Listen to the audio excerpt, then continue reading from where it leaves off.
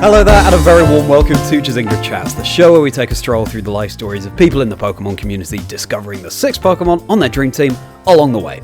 I'm Charlie Merriman, Merri by name, Merri by nature, otherwise known as Chazingdra, a host and commentator for the Pokemon Video Game Championship Series and a content creator. And this week, as every week, in the week of the launch of Pokemon Legends ZA, or ZA, because Toby and I are both from the UK, it is my pleasure, it is my honour, to introduce someone who is the Meister of Pokemon lore, and it felt fitting for that reason to get him on for the show this week in the launch of Pokemon Legends ZA. It is Lore Keeper Toby. Toby, how are you doing?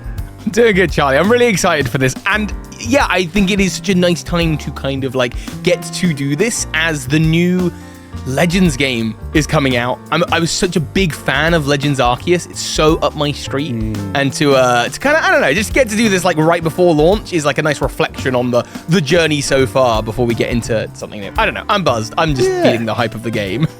No, I'm very pleased with that, and yeah, we all are, Toby. And this will go out the day before Pokemon Legends ZA comes out, so it's just like everyone will listen to it, just get that appetite whetted even further. See, and I've given myself up to the ZA.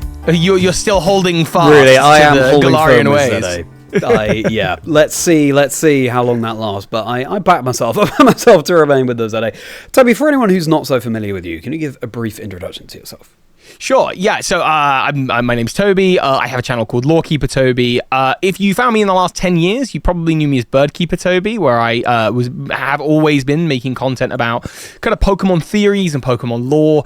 It's just been a big area of interest for me. And then now it's still theories, they come up, but it's more I like to think of myself as sort of the unofficial home of Pokemon lore on YouTube, and I'm creating these kind of library videos that are everything to do with a particular topic. Having watched all the theories, I can kind of condense everything we do know for a fact based on the games, and then all of the wild community speculation into one place for people. And with that project in mind, I'm hoping to be here for like another 10 years doing Lore Keeper Toby before we, I guess, go and keep something else. I don't know. Well, good, because as I said to you before we started recording, I have been loving watching your content, especially over the past few days or so in the run-up to getting you on the show. As I said to you, I'm a big fan of Generation 2. I have a video on the Unknown, which I found absolutely fascinating. Do check out Toby's content, everybody, but do that after you watch this episode. It's sort of, as I was also saying to you before we started recording, kind of baffling that we've never really crossed paths before now, because if you couldn't tell from both our accents, we are both from the UK. We're also both, as a side note, we happen to be actors. So I hope, and I'm sure, that this will kickstart now a long friendship.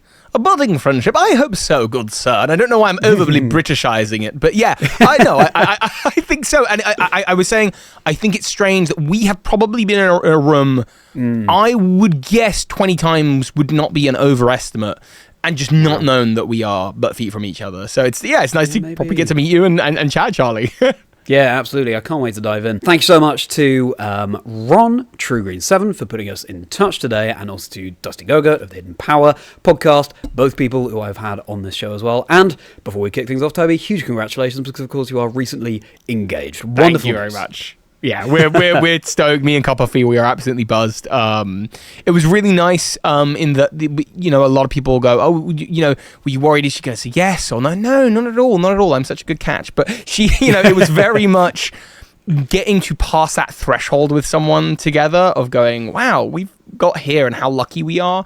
It was just kind of a really beautiful kind of half hour of ring swapping and tears and giggling and kissing and hugging. So we're just buzzed right now. We're kind of still in that state, Oh, wonderful. Absolutely fantastic news. Well, a very charming note to kick things off. So shall we do this, Toby? Yeah, let's do it. Let's jump on in.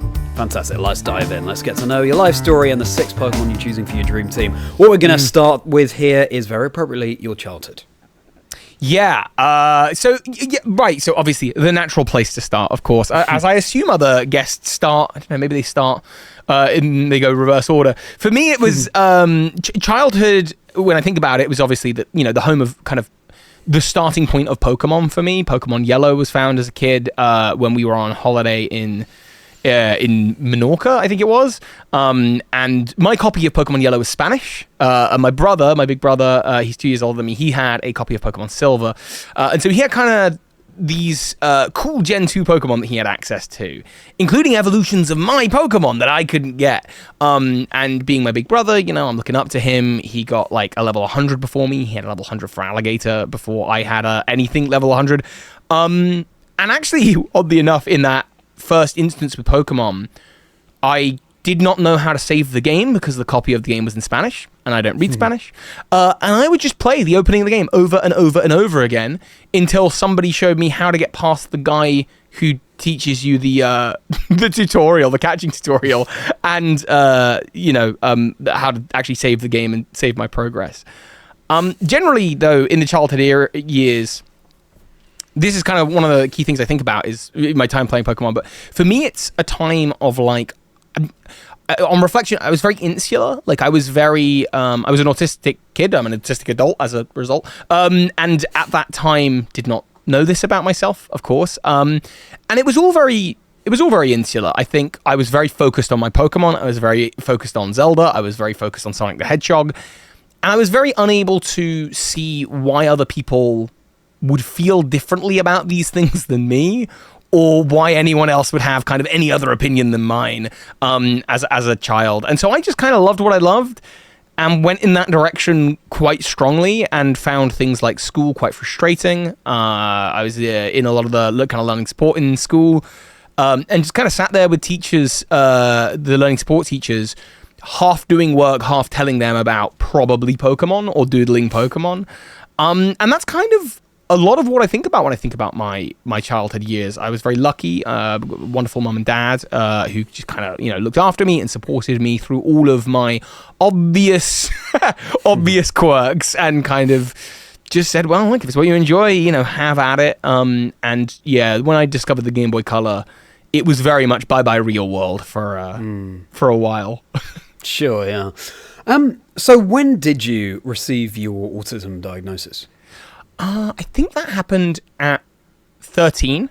I was diagnosed at about 9 with ADD, and my older brother ADHD, which actually has come back around, and maybe we'll get around to that later, full circle, as I've recently re-undergone a kind of adult diagnosis, because they have to re-diagnose you to sort of see what's changed and what hasn't. But at the time, definitely hyperactivity was not on the table. It was kind of, I was actually quite quiet. I really valued my own space and my own, like, socializing. It's not like I had trouble socializing in that I would try to socialize and it wouldn't work. I didn't want to. Like, I was very happy. Like, and if someone had Pokemon cards, we could talk. And if somebody had Beyblade, we could totally Beyblade. But otherwise, I didn't really want to know. And there were definitely, it didn't bother me, and still really doesn't, that as a child, kids playing football, I just didn't care. It just wasn't my space. And I'm thankful that kind of part of myself was never really seen as by my caregivers and by my parents as like a negative. We must get that out. It was very much, how do we let that flourish while also just getting him into class and getting him to engage with the work, I'm very pleased to hear that.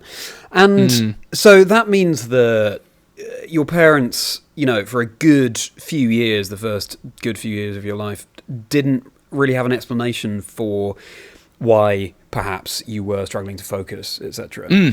Do you, what do you recall about that time? Do you recall that being frustrating because you didn't have an answer? But I guess, you were very young, so maybe not. Yeah, I think below the age of 13, I wasn't very cognizant of the struggles of my parents in relation to me or my older brother. I think, I assume everyone else thinks the exact same way I do at that age. So there really wasn't, no, I wasn't quite, I think, aware of that, which was very lovely. But Mum and Dad both really fought hard with the school system and with the kind of medical system to get me kind of like whatever support I needed at the time. Which I think having that at such a young age meant that as I went into my kind of teenage and then adult life later down the line, I kind of just did so with quite a strong foundation. And I'm incredibly lucky for that. Like I think there are so many people that don't get diagnosed until much later in life, and then they wonder, oh my goodness, that's why I was struggling. Yeah, and I think it was kind of flagged on quite quickly, which meant that actually I was able to kind of just get the support and love that I needed, which I'm just incredibly lucky and incredibly grateful to kind of be in the circumstances I am, Yeah, I'm very pleased that was there for you. And now thinking more about Pokemon, as soon as you saw... Well, first of all, what was your first memory of coming into contact with Pokemon? Was it that Pokemon Yellow game? And what was it that spoke to you so much about Pokemon? That's a good question. I don't know that I could honestly answer the second part. What is it that spoke to me so much without just kind of inventing a kind of novel story? What was it? I don't know. Pokemon are cool, man. They're just like really cool. First encounters... I think I remember kids on the playground throwing Pokemon figures, like as if like in the anime, like throwing them up in the air and them landing in the middle of the, I don't know, like school chalk football thing or whatever. And then, like go private, and then you're like looking at these tiny little figures. Like, what are they, what are they going to do? I don't know. And I seem to have early memories of other kids with Game Boys. Definitely... I'm pretty sure that I first played Pokemon in 2000, which means that there was a 2 or 3 year period where it was circulating. I think I had Pokemon cards before then. I think I had Pokemon figures before then. I think I had seen the show. I quite vividly remember seeing the first episode of the show, whether that was the first episode I had seen or whether it was like as it was coming out. But I vaguely remember being in a Woolworths. And for those of you who are not in the UK and need an explanation, it's a beloved but long gone high store chain is Woolworths of stores. And they used to sell Pokemon cards, and I remember my mum having a discussion with some other parent, and it was along the lines of, there's this thing, and it's gonna... I think all the kids are quite obsessed, and I was definitely among those. Sure, yeah, okay. Okay, and you... You said you have an older brother, so is it just the two of you? Yeah. Okay, my older brother, Is your older brother, does he remain as into Pokemon as you are now? Not even remotely. His life has taken him in the direction of fishing. He loves to fish, which is so great, and he's never happier than when he's like got a kind of big carp in his hand or a big fish, and he's always off fishing. But no, for him, and I think quite sadly, for me, it was just something that I think after the first time he played the game, he just lost his interest. What was interesting is that for me, I think actually Pokemon, and even the name Bird Keeper Toby, came from, in the Johto region, there's a Bird Keeper Toby, but my brother's name is Theo, and there's also a Bird Keeper Theo just down the road in Olivine. And I have very strong memories of us as children, kind of, once I had Crystal version finally, at the top of the staircase, past bedtime, link cables out, like having like battles, or even just not even like trading or battling, but just like playing Pokemon alongside each other on our Game Boys, sneaking downstairs to sneak up chocolate bars and that kind of thing, and then like kind of scarpering back to bed or whatever.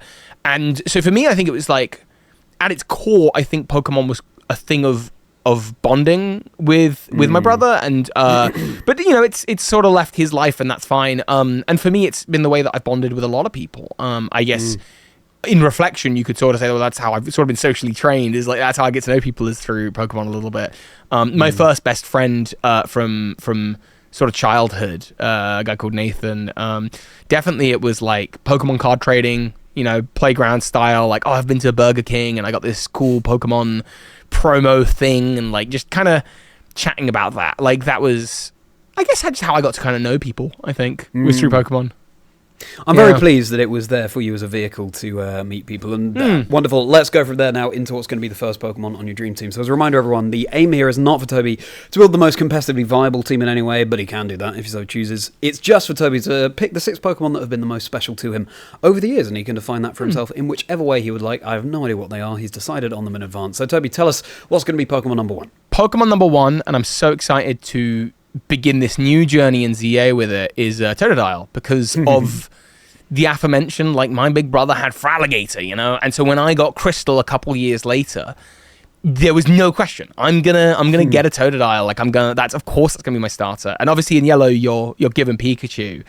And that's my first Pokemon, and so I thought, well, that would be the pick. But actually, Totodile is the first Pokemon I chose, when I had those options. And very distinctly, I remember this is the problem with button mashing, not understanding that after going to Mr. Pokemon and getting the Pokemon egg, I was supposed to return to New Barktown. I just assumed the trainers blocking the route would move eventually. And I trained that Totodile up to a Croconaw before we'd even got to Violet City. But Totodile very much so was like, is first choice on my dream team. And it's the reason that for ZA, there just is no other choice for my first playthrough. So I'm very excited for that. It's, sounds like just the choice that has to be made here. Totodile, the first Pokemon that you chose. And I think I'm also in that Totodile camp for Pokemon Legends. I also chose Totodile when I played through Pokemon Silver for the first time. It sounds like a very, very loving relationship that you and your brother have. I mean, the fact that you saw that he had his level 100 for Alligator, and you decided from that, well then, I want to pick Totodile. It's great that it was sort of, I want to follow in my brother's footsteps. Are you Are you a younger sibling? I am, yeah.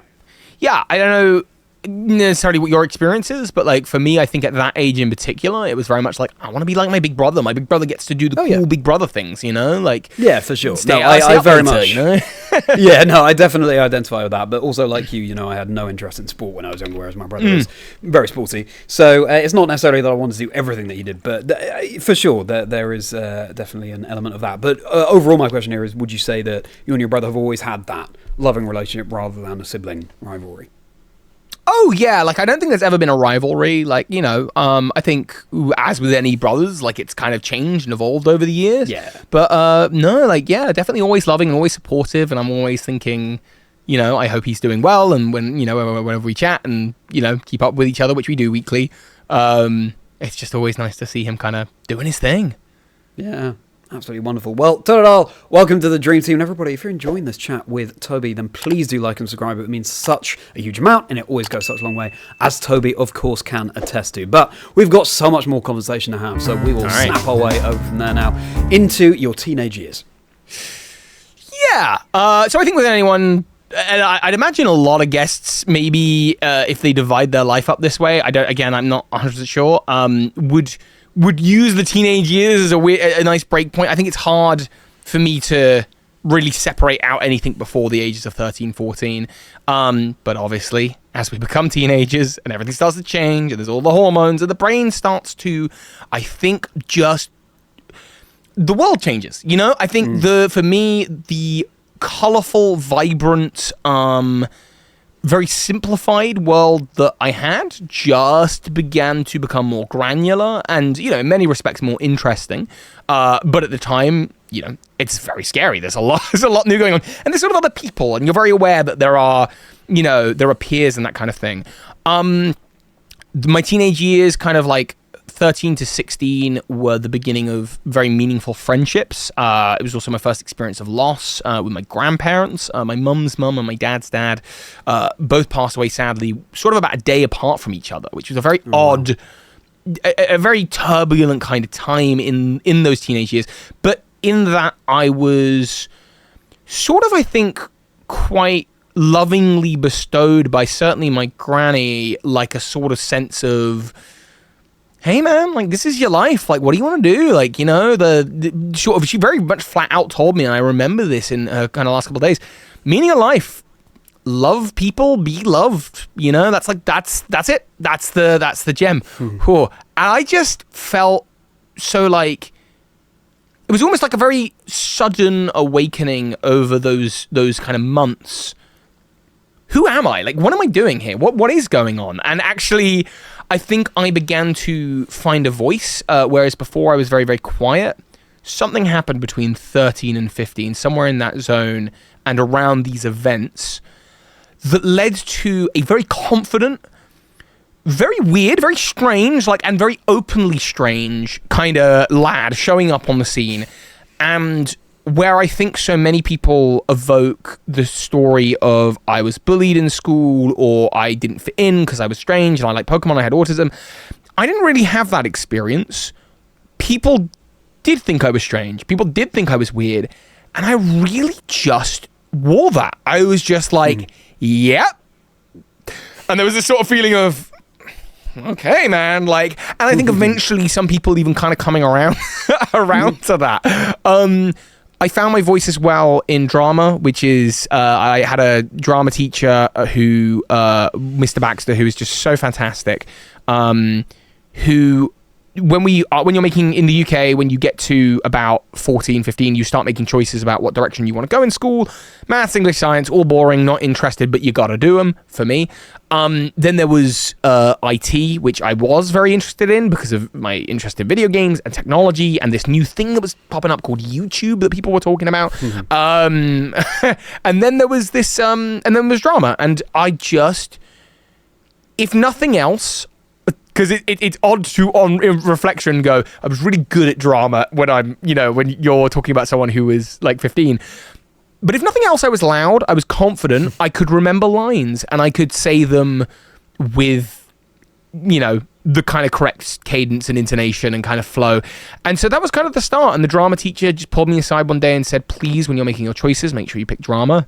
And I actually picked the smaller kind of drama class. There was 2 classes on the go. There was the one he taught, and there was one that he didn't. And the one that he didn't was the one I was going to do, and it was about half the hours. And I very quickly realized that the people in that class didn't want to learn their lines. They weren't actually interested in doing it. It was just kind of like a free GCSE or whatever for them. And I got really annoyed one day, and I just said, like, nah, I'm not doing this. I walked over to Mr. Baxter's class and went, can I just change to yours and get more hours? And he was like, yeah, please do. And I was, yay! And so wonderful teacher who just kind of, I guess, felt that could be a calling for me. And by the end of school, by age 16, I was leaving, going, I'm going to be an actor. I'm strange. I'm surrounded by strange friends. We're doing strange stuff. And occasionally we're making fun videos on YouTube that other people are definitely not making. And it was really fun. We'll get into that, but I guess I'll stop there in case there's like anything you wanted to ask about, because I can ramble a bit. No, for sure. And no, the idea is that you ramble, so no, it's wonderful. Yeah, I was going to ask, it's wonderful to hear that you decided to just own your eccentricities and the stuff that you were interested in, because so many guests I will have on the show, and of course just people I know, my friends, when they reach those teenage years, they decide, they realise, maybe Pokemon isn't seen as cool, and so I should hide that, and I should project a different version of myself. It's wonderful to hear that you decide to own it. But then, I guess my question is, did you experience as a result of that? I know that people sometimes will come around to it and were quite disarmed by the fact that you were owning it so much, but did you ever experience anyone sort of attempt to bully you? Oh, for sure. Like, I think there were people that thought it was, like, really lame and just thought, but I don't know, like, you win them over really quickly when you say, well, look, do you have Pokemon cards? And they go, yeah, like one from when I was a kid. And I was like, great, bring them in. I'll buy them with my lunch money, Like, I'll give you the money I'm supposed to be eating with, like £2 for my lunch. And I'll give that to you for Pokemon card. And they're like, yeah, okay, man. Like, yeah, cool. And, they come in. I think in those teenage years in particular, obviously you don't know this at the time, but as an adult, you very much recognize that there are sort of children trying to be adults and trying to work that out and what they think that means. And everyone's coming from different circumstances, and everyone's coming from different kind of perspectives. And so in that yell for meaning, you very often get like quite cruel and people who feel the need to make others small so that they can feel big. And I think there was actually something quite welcoming, I hope, about you could play Pokemon with me, like, and I think largely just people left me alone. I think also just like I'm sure I definitely got into scraps in school. Like, there were definitely fights, but nothing I would describe as like bullying. And while I think there were people that prodded, and there were probably times that it worked. Like, I'm definitely remember being wound up a few times by other kids. I just sort of like, No, do you know what? The distinct memory I'm having is an argument where I was like, the Nintendo Wii is better than the PlayStation 3. And like someone like prodding me like, no, Nintendo Wii sucks. Like, like that's the, it wasn't, I don't think it was like bullying. And so I think it would be disingenuous for me to sort of say that it was. But definitely I think people poked and prodded, but very quickly were just like, yeah, okay, let's go elsewhere. This is not it. I don't get me wrong. I don't think that made me cool in the minds of anyone. I don't think it won them over. But I really wasn't trying to, because I still had those holdovers of being a kid and sort of going, I'm not trying to, I don't need lots of friends. Like I have the couple that I have, and that's really good. And I met my best friend at that age. We, 15, 16 we met. Maybe it was 14 even, and we're still friends today at 31, and we talk every day. And I didn't feel the need to make friends with everyone in school, which in retrospect nobody really should. Like that would be wild. There's too many people. Yeah. It goes to show the power that comes from just owning your interests and being who you are. And so that's fantastic to hear. To kind of just follow on from that, I think what it really shows is the power of parents and caregivers who did not try to make me conform to the world and just said, you are beautiful, whatever you do. I'm unbelievably lucky. Like, I can't stress enough that when I say that, I recognize a high level of privilege that I had, not in finances, not in, academia or anything like that. It was just purely a case of parents who just said, wow, so this is who you are. That's really cool, and that's so amazing. Just amazing. Yeah. Yeah. You're so right. It's, I'm thrilled that that's the experience that you had.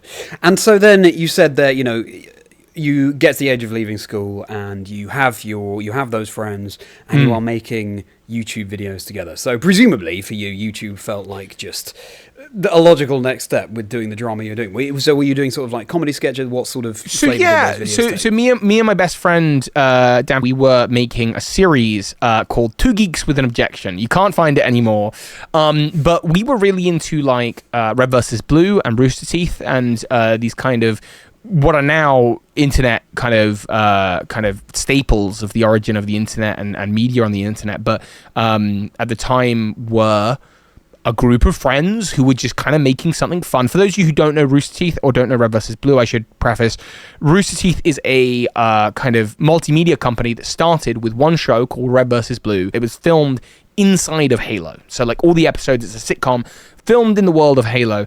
And we kind of liked that style of comedy, I think, and we thought it would be fun to write this series.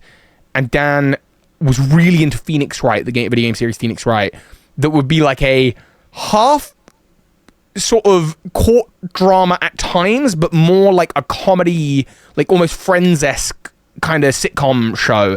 And it was the very first run we did, we were just bored over the summer and we filmed like 6 episodes over a couple weekends. And I always sort of thought of it as that we'd sort of like come up with the ideas together and we would just sort of like vaguely plan out the plot. And then we would film it, and then Dan would edit it, and I would do no work, and I would just sit back and go, yay. And the series was effectively me and Dan playing caricatures of ourselves. The idea was that we were both obsessed with this game, Phoenix Wright, and each episode we were trying to find a different hobby. So the first episode we tried playing Yu-Gi-Oh! The second episode we tried like reading, or one of the episodes we tried reading. Third episode we tried playing Halo. And in each episode, something would happen that would just mean the hobby didn't work out. Like, I think with the reading, we just ended up spoiling books for each other. That was the thing. And so we kind of uploaded these bits. And then we renewed for a second season, whatever that meant. We just decided we were going to do more. And so we did a second season. And with that one, every time like we had a friend over, we'd say to the friend, hey, do you want to be in it? Like, and so each episode kind of had guest appearisses from our mates. No one's watching it apart from us and our mates anyway. And we just kept doing that. And I think we did 2 seasons or maybe 3. Then we did The Movie, which was one plot that spanned 20 episodes that we got, or something like that we then stopped halfway through because we were like, this is just going on too long. Then we did a 4th season, which was only a couple episodes, I think, before then doing the renewed season, by which time I'm at university and still doing this. So, but that was like early YouTube for us, and it was like, you know, a good sort of 5-year period of just like, we should do another episode. And then we did these like shorts as well that were just like short comedy skits. And it was great fun. It was just, it was YouTube at its purest. If YouTube's original motto was broadcast yourself, we were doing just that. It was just creation for the sake of creation, no thoughts about subscribers, monetization, anything like that. I think we got like 100 subscribers, and we were like, yeah, like this is, we're rock stars now. Like now we've made and monetization, not a thing, just being done for fun. And what wonderful time to spend over the summer, you know. That's fantastic to hear, yeah. Creativity for creativity's sake. I think that's ultimately where it all has to start from. But now it's time to discover what's going to be the second Pokemon in your dream team. So who's going to be there? Okay. So, not tied to... the first one was very tied to the beginning, but the rest of them are not going to be. When I was 10, because I didn't play Red, Blue, and Yellow... because I didn't play Red and Blue, I played Yellow. I never had the choice of Squirtle, Charmander... Bulbasaur until I turned 10 as Fire Red and Leaf Green came out, which was perfect because that's when Ash Ketchum goes on his adventure and makes his choice. I made my choice for Squirtle, and so Blastoise is my second pick as my first level 100 Pokemon, and I still have that same Blastoise. So poetic, in a way, that your first level 100 Pokemon was the Generation 1 version, the water first Pokemon. Whereas your brother had that level 100 for Alligator. And of course, Fire Red, Leaf Green, they are the remakes of those original Pokemon Red and Blue games. And so it makes sense for your first level 100 Blastoise to be joining the team here. So, are you very much a water first partner Pokemon chooser? No, not necessarily. Oh, really? I think I got a lot of love across the spectrum of starters, actually. No, not locked in. What about you? Are you locked into a particular type? I'm like you, but definitely growing up, I was on the water train. Yeah. I think, getting older, you appreciate different kinds. But I think overall, in my heart of hearts, I know that water tends to be the go-to for me. Same. But Blastoise is going to be joining Totodile, and now we'll hydropump from that over into, as you just teed up at the end there, university. Yeah. Okay. So, university was... because I guess in college... it's kind of that college into university kind of time. College, we were still doing those videos and was still acting. And I said for university, well, I want to be an actor. This is what I'm enjoying doing. I think this is where this is going. And so I went to university, and I went to the University of West London, based in Kingston. And I did my audition. I also did an audition for Central School of Speech and Drama.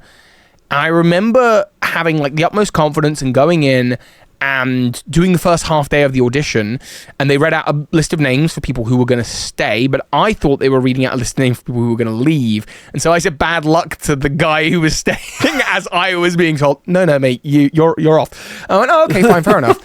And that was like, I think, for those of you who don't know, in the UK, Royal School of Speech and Drama, as well as RADA, Lambda, like there's a number of like really big drama schools, and the standards are high. Like they and in retrospect, probably the correct decision from them. Like for me, I felt like leaving college, I was a big fish in a I was a big fish in a little pond, but I thought I was the big fish in the ocean. I thought I had it all figured out. When I was in college, I loved doing drama. We did our pantomimes, and I had so much fun playing the Dame. 2 years in a row, I was always getting given bigger parts and bigger roles and really getting into them.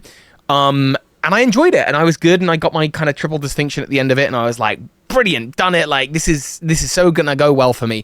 And it's funny because I remember saying at that age, at 16, if I haven't made it as an actor by the time I'm 30, I suppose I'll have to find something else to do, which is so funny because I'm 31 now and I'm only just starting that journey of acting, really, because I went to university and very quickly realized that everyone else is the biggest fish from their pond, and this feeling of, and no one put this on me, but there were a couple things. One, I was 18, 19, and my experiences from college and the friendship group I had formed, my best friend Dan, he was in the year below me. So we didn't, he wasn't up there with me. My friendship circle wasn't up there with me. suddenly I'm being told, meet new friends and be social and go clubbing and do all of these other things that I'm not that interested in, and do it anyway because that's what you're supposed to do, apparently. And it's funny because I think if you ever see anyone at a first year of university, and I think we can all kind of, anyone who's gone that kind of knows this experience of like, people become very intensely like besties on the first night because everyone is so desperate to cling to someone. Because I think, again, what we're forgetting is we're teenagers trying to be adults, and actually we're all very scared. This is our first time away from home. And I think that was not something I was ready for. And as I made my way through that first year of university doing drama, I felt like I just didn't gel with anyone, which is very odd given that one or two of them I'm still very close with and still see often. But I just felt I didn't quite gel with anyone. I worried that I wasn't very good. I think just who I was in my own mind, I kind of lost my place in the world and my place of kind of quite unearned confidence of like, you know what? I think speaking loud is only going to get you like so far, and this is it, you know? Also, all of my eccentricities kind of, I had to convince people a little bit, like, I'm weird, but it's fine. And I wasn't fine. I didn't have any base, and I felt very uncomfortable, and suddenly I felt very exposed, I think. I did my first year doing drama at university, and then I found an excuse. I was told often in the drama, you've probably heard this a lot in the acting world, it's not what you know, it's who you know. And I said, well, it's probably better that I don't know other actors so much. I should probably go and know filmmakers. And look at that, my best friend has just applied to a film course at Ravensbourne in London, so I should go and do a film course with my best friend at Ravensbourne. And it's definitely not to do with the fact that my best friend's going, and more to do with that is the correct move for me right now. And it was the correct move for me, but not for the reasons I expressed, I think, and or not entirely. I mean, as it happens, like I think I benefited a lot from doing that journey. And so I left doing drama. I wrapped up the year. I got a sort of certificate for doing that year. And I remember saying to Dan was like, look, dude, the applications are closed. Like, I don't know how you would go about doing that. And I just went, don't worry, I've got unearned confidence. I'm going to call them up. And I called them up and I got an interview and I did the interview and I moved on over. As it happens, I think I got very lucky. They were kind of accepting a lot of people that year. And so, yeah, my second year, I moved in that direction. I also, in my year away from home, away from my friends at Kingston, sort of needed an outlet to make videos because I wasn't able to make our series, Two Geeks with an Objection. And I had my own channel where I'd uploaded a couple small bits and bobs. But I started this kind of world of vlogging, and I become very interested in the world of vloggers. And there were lots of people that like really, it was just really cool that they were like making videos, and they were strange like me, but they were just putting it on camera, and they were just kind of like, and they were getting audiences and stuff. And I thought that's really cool. I would love to get involved in that. And so I was vlogging for about a year. And I remember my first intro was me literally going to the camera. Every video would start with that, and I can't think of anything more obnoxious, and it's making me crease up. But hey, that's apparently what you think is cool when you're 18, 19. And so I discovered the sort of world of YouTube at the same time. I will continue, but is there any kind of questions in that kind of space before I take it in another tangent, you know? I will. Well, I guess first I'll just express my admiration that again, this confidence you had. I'm just going to call up Ravensbourne University. I'm just going to say, can I come, please? And it worked out. And as you said, sure, maybe you got lucky at that time and they happen to be expecting more people, etc. But the point is, you lifted up the phone and you did it. And I hope that people listening and watching can take away from that, just try. What's the worst that can happen if you I can actually remember try going for something that you really want? I got to tell you this. I think all of your audience will appreciate this. When I called up and they asked me, look, we've had this many students this year. Why should you be, student number 120, whatever? I just said, because like I called you, like I'm a really proactive kind of guy. When I want a thing, I just go for it, and then he just went, yeah, fair enough. That's it. It's like, I'm gonna go for the things I want. Yeah. Work hard. That's wonderful, and it obviously that's a very short answer as well. But it was coming from the heart, and they could see. Listen, gonna cut to the heart of the matter on that note, and that's exactly what we want to hear. So wonderful. Okay, you continue now. Sure. So YouTube wise, so I then moved to Greenwich in London to start that journey at Ravensbourne, and in my right before that first year happened, I went to my first kind of YouTube convention, and it's called Summer in the City, and anyone who's kind of old school in the YouTube London space will be very familiar with Summer in the City, and it just sort of started a few years earlier, and it was the first kind of time where YouTube was big enough to draw an audience, but small enough that it was still quite a interconnected space. Like a lot of the household names, the Dan and Fiddles and the Smoshes and all of that stuff. Obviously Smosh US based, but they had kind of these like whole audiences that were building up, and I think mainstream media was really beginning to turn its head, and the partner program was opening up, and there was a lot of like, what's going on over there? Anything that gets that many teenagers excited is probably worth investing into. And so I went to this convention, and the day before the convention, there was like a pre-Summer in the City meetup that I went to. And there I met a whole group of kind of friends who, including a kind of first love, a first big relationship. And that was sort of the beginning of that kind of 3 years of university, was just doing YouTube, kind of having the YouTube friends, having the home friends, being at uni with Dan, living with Dan. We had our university friends. And it was just this nice kind of like very structured bubble for 3 years. I'm trying to think where I've got sort of like some notes on like when things kind of shift. It was in that time I discovered Dan was he actually very similar to you. He does like casting and hosting, and he was doing it for a game called Hearthstone. If anyone's familiar with Hearthstone, and he was hosting some tournaments, and he was streaming on Twitch as Twitch was had just come up, and I remember saying it would be so cool if I could just make videos about my favorite top like video game. It's so silly because every week I'm like thinking about like what topic I need to bring out for the vlog, and I'm talking about nothing really, and I'd hit 1,000 subscribers, or even 2,000, I think. I was really stoked, and then it just struck me like, why would you not be doing that? This was in 2015, so a Mega Ruby and Alpha Sapphire had just come out at this point, and there was this, and PokeTubers, that term was beginning to float. And there were some names. I think J-Wits had been doing it for a while. And there were a couple other kind of like the bigger kind of Pokemon, old school Pokemon names. Tamashii. I was watching Jimmy Wetzel, was it? I think. Then Maryland was like obviously part of the scene. And then at that point in 2015, there were like kind of more new names kind of popping up and faces popping up. And I was just kind of like, I think towards the end of 2014, there was this, I've got to do that. And I just ditched wholesale the vlog channel. I just said, like, goodbye. Next year, I'm doing this thing. I picked Keeper Toby as the kind of moniker. I began that journey.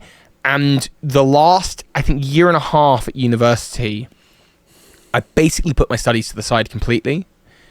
Every project at university, I thought, how do I make this a video for the channel?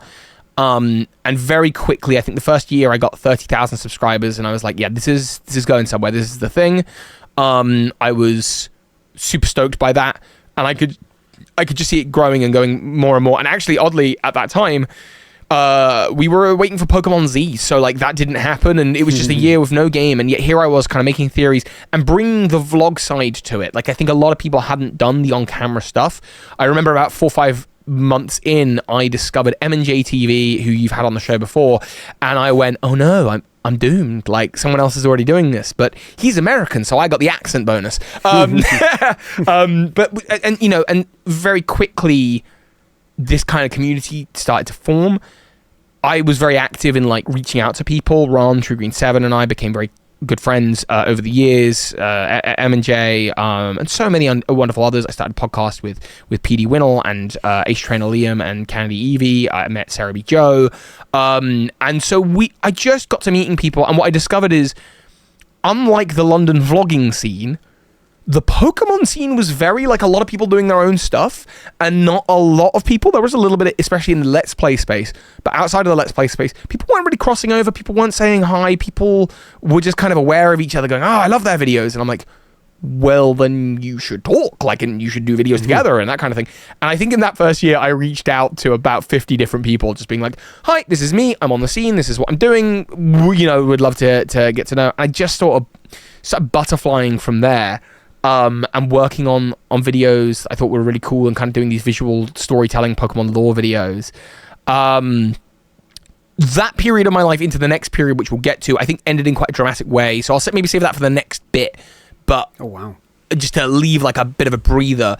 But yeah, end of 2015 was kind of the moment of like, I'm gonna do this thing, you know? Crazy that, you know, you were just talking there about at this time you were waiting, the world was waiting for Pokemon Z version, because of course there's Pokemon X and Y, the Generation 6 games, but then actually Pokemon Z, there tends to be a third version in the pair, or at least, well, a third version to add to the pair, or at least back then there was, but no, Pokemon Z didn't happen. But now, of course, we are talking just on the eve of Pokemon Legends that are coming out, so incredible. And, I mean, 30,000 subscribers in your first year, that must have felt like the sort of the validation that it sounds like you had been seeking for such a long time, having, for example, moved universities and so on. Yeah, I felt like I had found my place, and it was interesting going to university, doing a course on film production, which was so valuable to the YouTube career, but also going, I don't want to be a filmmaker, that's like not the intention here, and feeling a little bit like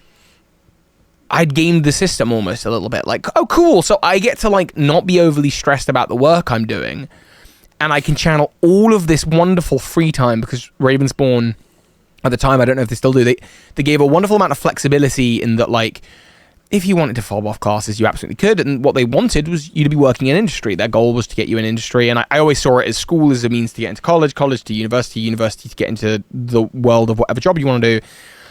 And so if I deemed, you know what, I think the video and the YouTube channel is a priority, then I'm going to make that a priority. I just could, and I did, and 30,000 subscribers at the end of the first year was very much like, yeah, this is it.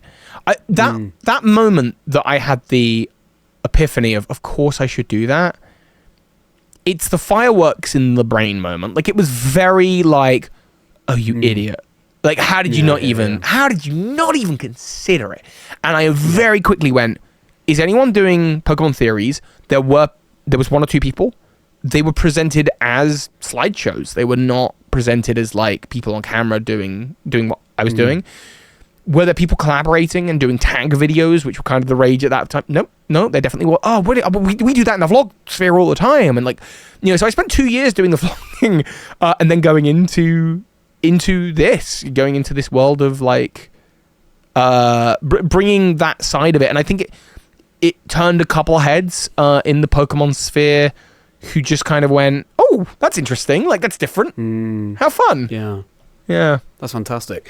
And you know, this is a theme that comes out from people I speak to who create content, which is just how valuable it is being one of the first to do something or getting in on something early, and the fact that you had your foot in the door at that point is fantastic. And final question on this point is, now with the knowledge of, you know, you were talking about in your childhood how you owned the fact that you had these interests and these eccentricities, and people actually were, you know, disarmed and, you know, got on with you better as a result of that, rather than feeling like you were being bullied. Would you say that now, at this point of your life at university, doing this film making degree and making your YouTube videos, would you say that it was a similar experience to that? Good question.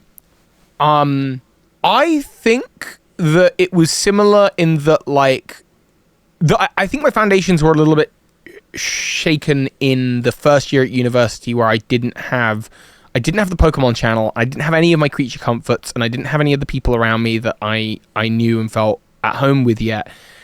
And I think doing the Pokemon channel, I sort of came back into my own a lot, and I sort of reclaimed that side of myself. I don't know how to describe it. There was something where when I was in college and I was kind of finding my voice, I grew my hair out long and I had like long curly hair. I remember in my first year of university, after a rejection from some lady who, like, I'd known her for 5 minutes, and it was just kind of I don't want to be your girlfriend, Toby. You were totally kind and lovely. Mom, I'm so unlovable, and on the phone. And they came up the next day and they got me a haircut. They just said like, oh, you maybe want a new haircut to like style you up. And in retrospect, I really didn't. Like, I think that was me like trying to conform a little bit more into the new space I was in. And I actually think that was, I mean, ultimately in the grand scheme of things worked out fine, but I think that was not the correct move. Like, I think what I needed was to fully accept who I was and what I enjoyed and just go, no, this is me, this is my place in the world. And I think as I went to the second university, I started dyeing my hair, like doing the YouTube thing. I had purple hair, blue hair, red hair, like, and I was doing a lot of that. And that's really was just something I kind of wanted to like re-own my own strangeness, I think, and individuality, and get experimenting, as you should be at a young age. Like, I think as you should be at all ages, to be perfectly honest. I think exploration is the name of the game. Be weird and like find new things that you enjoy, find new styles. I don't know if that answers your question, because I've sort of forgotten your question, but I hope it sort of does.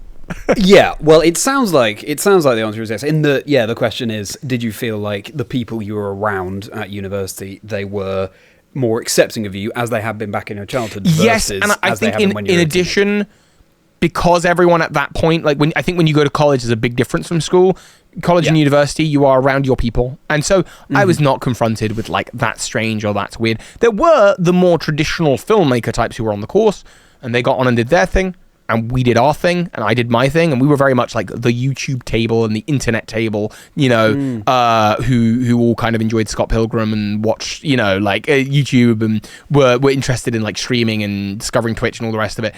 And we kind of had our thing, and we were fine. Like, nobody at that point, you're 19, 20, 21, like no one's like making a thing of that.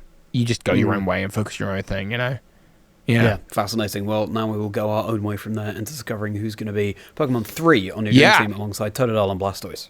I think then I cannot make... I'm going to reorder this a little bit. I think I'm going to go with Steelix, because my first theory that I loved and made is a video about the Crystal Onyx. I think the Crystal Onyx, for those of you who don't remember from the animated series, there's a one-off episode of the Orange Islands where there's a Crystal Onyx. Why is it there? What is it? Very clearly it's a regional variant. How have we not had it yet? What's going on? And I made it was my first big theory. It was kind of this, let's explain the Crystal Onyx. And I pointed to stuff that no one had pointed to before. It just hadn't been like, people have made videos, what is the Crystal Onyx?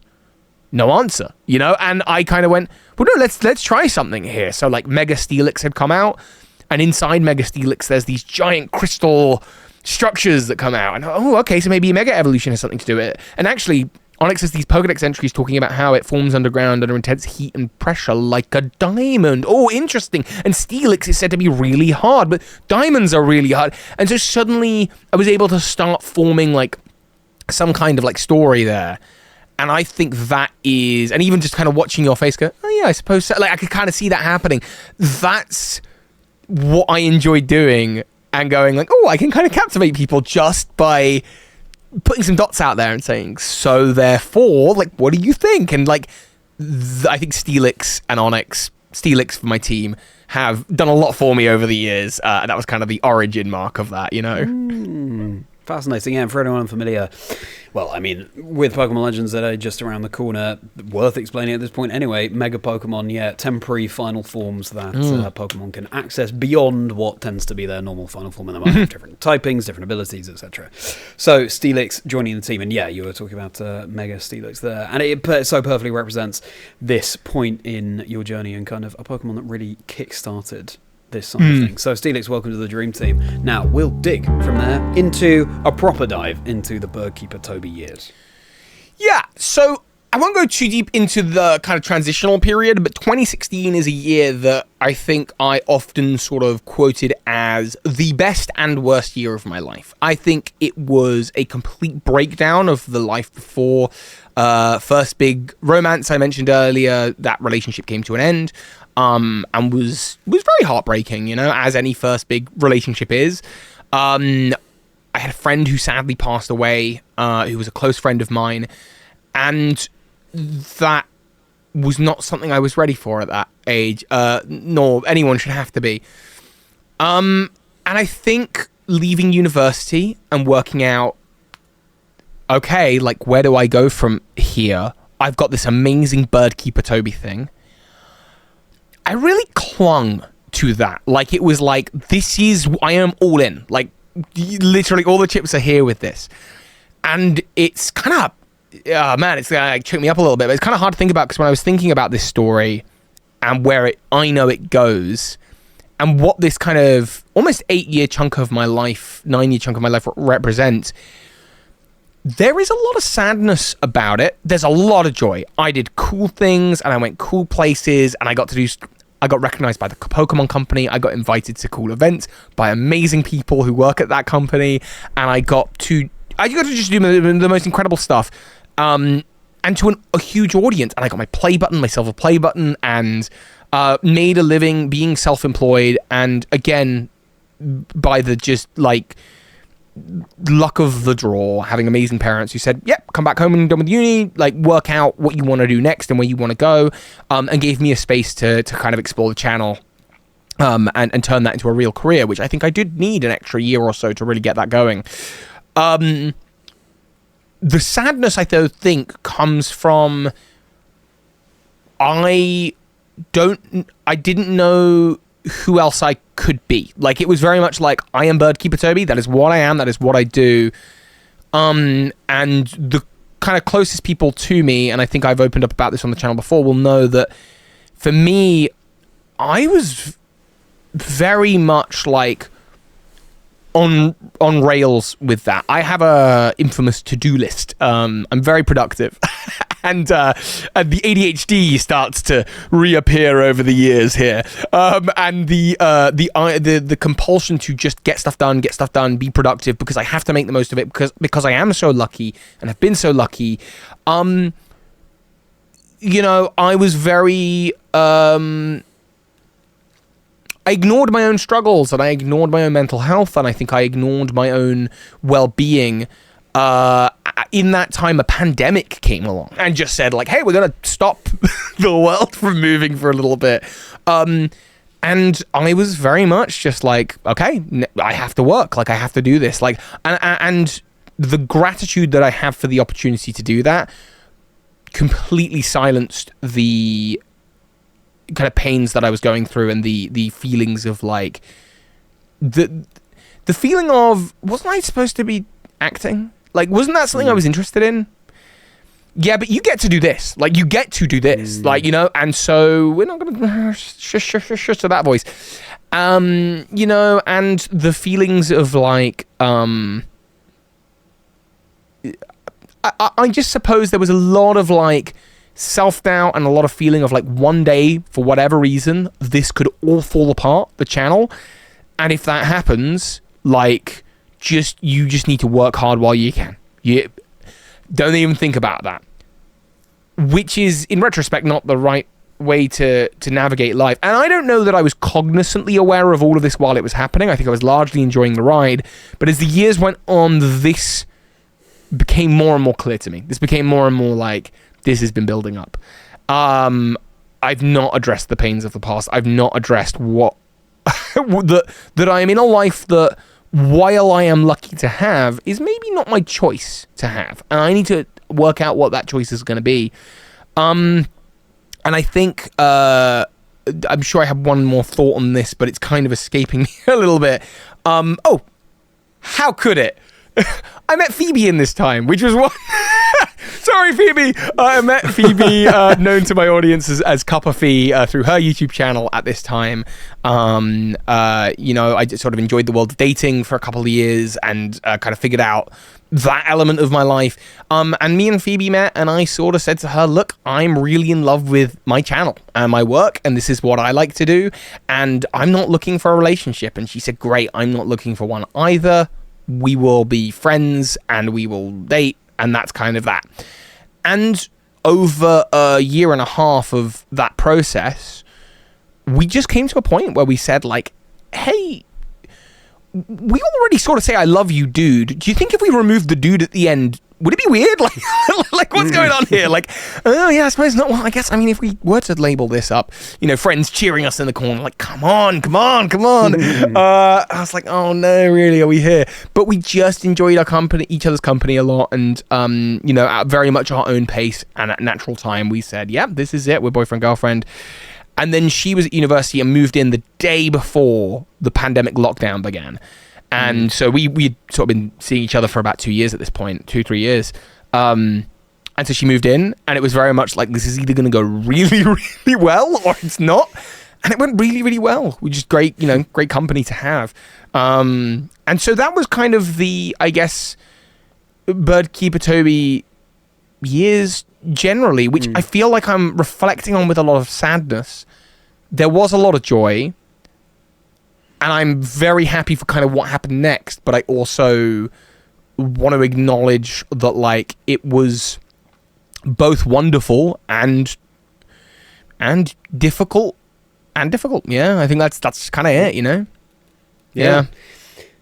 I understand why it's this strange mix of emotions. I understand why now you're looking back with sort of, I guess it's the hindsight in a way, talking a bit of, how you now sort of can, with a bit of distance, acknowledge how you were actually feeling at the time, versus all of the stuff that you were distracting yourself with, so to speak, with all the successes you're having. That's a wonderful word, distracting. Like, I think that's what it was. There's a lot of running, and I think we are all... We all kind of do that. And I think we need that. I think that Pokemon and YouTube and creating safe spaces, and I'm so sorry if this video is going to make anyone confront their own inner demons at a point they're not ready for. But look, I think there's a lot of value in escapism. And I'm really proud of what I put out into the world at that time, especially creatively. I got to make some really cool videos. But yeah, very much a distraction, I think, Yeah, absolutely. And I think, in everyone's own lives, there will be circumstances and things they can apply that to, no matter what it may be. Okay, so actually, given that this takes us up to the pandemic, we're covering 5 or so years here that you were talking about. And so over this time, you're just plugging away at the channel. So by the time we hit the pandemic, what point had your channel grown to? I think that so the first 2 years of the channel, we got to 130 to 150,000 subscribers, which was incredible. I think by the time we got to kind of the pandemic and the late stages of the Keeper Toby era, we got to about 240, 250,000 subscribers. So that, there was a lot slower, the growth over time. It went from being this kind of like, wow, it's blowing up, it's happening, it's all new, to kind of this very stable and steady career. And I was actually always very grateful for that. I think there was a lot of people that I have still to this day never had a 1 million view video. I've never gone viral. I am so happy about that. I think so many people fall at the hurdle of too much attention at too young an age, and I just had this really lovely, steady career with a strong group of supporters who supported me on Patreon and still do support me on Patreon as YouTube members. And I kind of made a bit of a commitment that, like, hey, if the money comes in that way, I'm going to put it towards the content and work on, with artists and editors and that kind of thing. But really where I felt the career growing was with the Pokemon Company. Much as a fan of Red vs. Blue and Rooster Teeth when I was younger, that's a story of people who took the IP of Halo and got contacted by Microsoft, and Microsoft went, how can we help? How can we help make that happen? And I thought that was so incredible. And I thought, wow, maybe I can sort of be the bridge there for the Pokemon Company and get to do that with them. And I had a wonderful working relationship with them. We worked on about 100 different collaborations. That's anything from like paid posts, which were very few and far between, but happened, invites to cool events, or just gifted, like, here's some Pokemon cards, and I'd post about it. I got to work with a number of their brand partners, from like DNA, who do Pokemon Masters, to Original Stitch, who did some really cool shirts once upon a time. I don't think they exist anymore. And I think it kind of culminated at Pokemon Worlds after the pandemic, where I got to meet Ron for the first time actually in person, which was amazing, and he came to stay. And it kind of was like, wow, we're getting kind of dined and taken to all these cool places. But I also just kind of recognized that, like, I think this is my stopping point. I think I need to start stretching myself to be more than Keeper Toby. And I think that was kind of it. But I was so grateful to get those opportunities, and I felt that kind of progression through the career. But I also think, if I'm honest, towards the end of the pandemic, I think I thought that my channel was probably going to decline soon. I don't know why I felt that way. I just felt strongly that, like, if I keep doing this, it's gonna get worse. And I guess we'll talk about it as we move into the next section, but I was very aware of that, I think, towards the end of, I suppose, Sword and Shield's time. But I had said to myself when I started, because I'd just come off the back of All-Ras when I started, I want to see the Diamond Pearl remakes. I want to see the Diamond Pearl remakes. And Brilliant Diamond and Shining Pearl, okay, not as exciting. But Legends Arceus just was like a whole extra, like a whole extra bit of life just injected into the channel. And so as we were exiting the pandemic era, there was this kind of last big breath of life that I was like, oh, I gotta talk about this. This is so exciting. And I think that delayed the end a little bit for me. Yeah, sure, okay. Yeah, fascinating. I'm looking forward to talking about that more. Yeah, I mean, I was there, as that you sort of alluded to this much earlier on, but I was there at the London Pokemon World Championships in 2022, of course.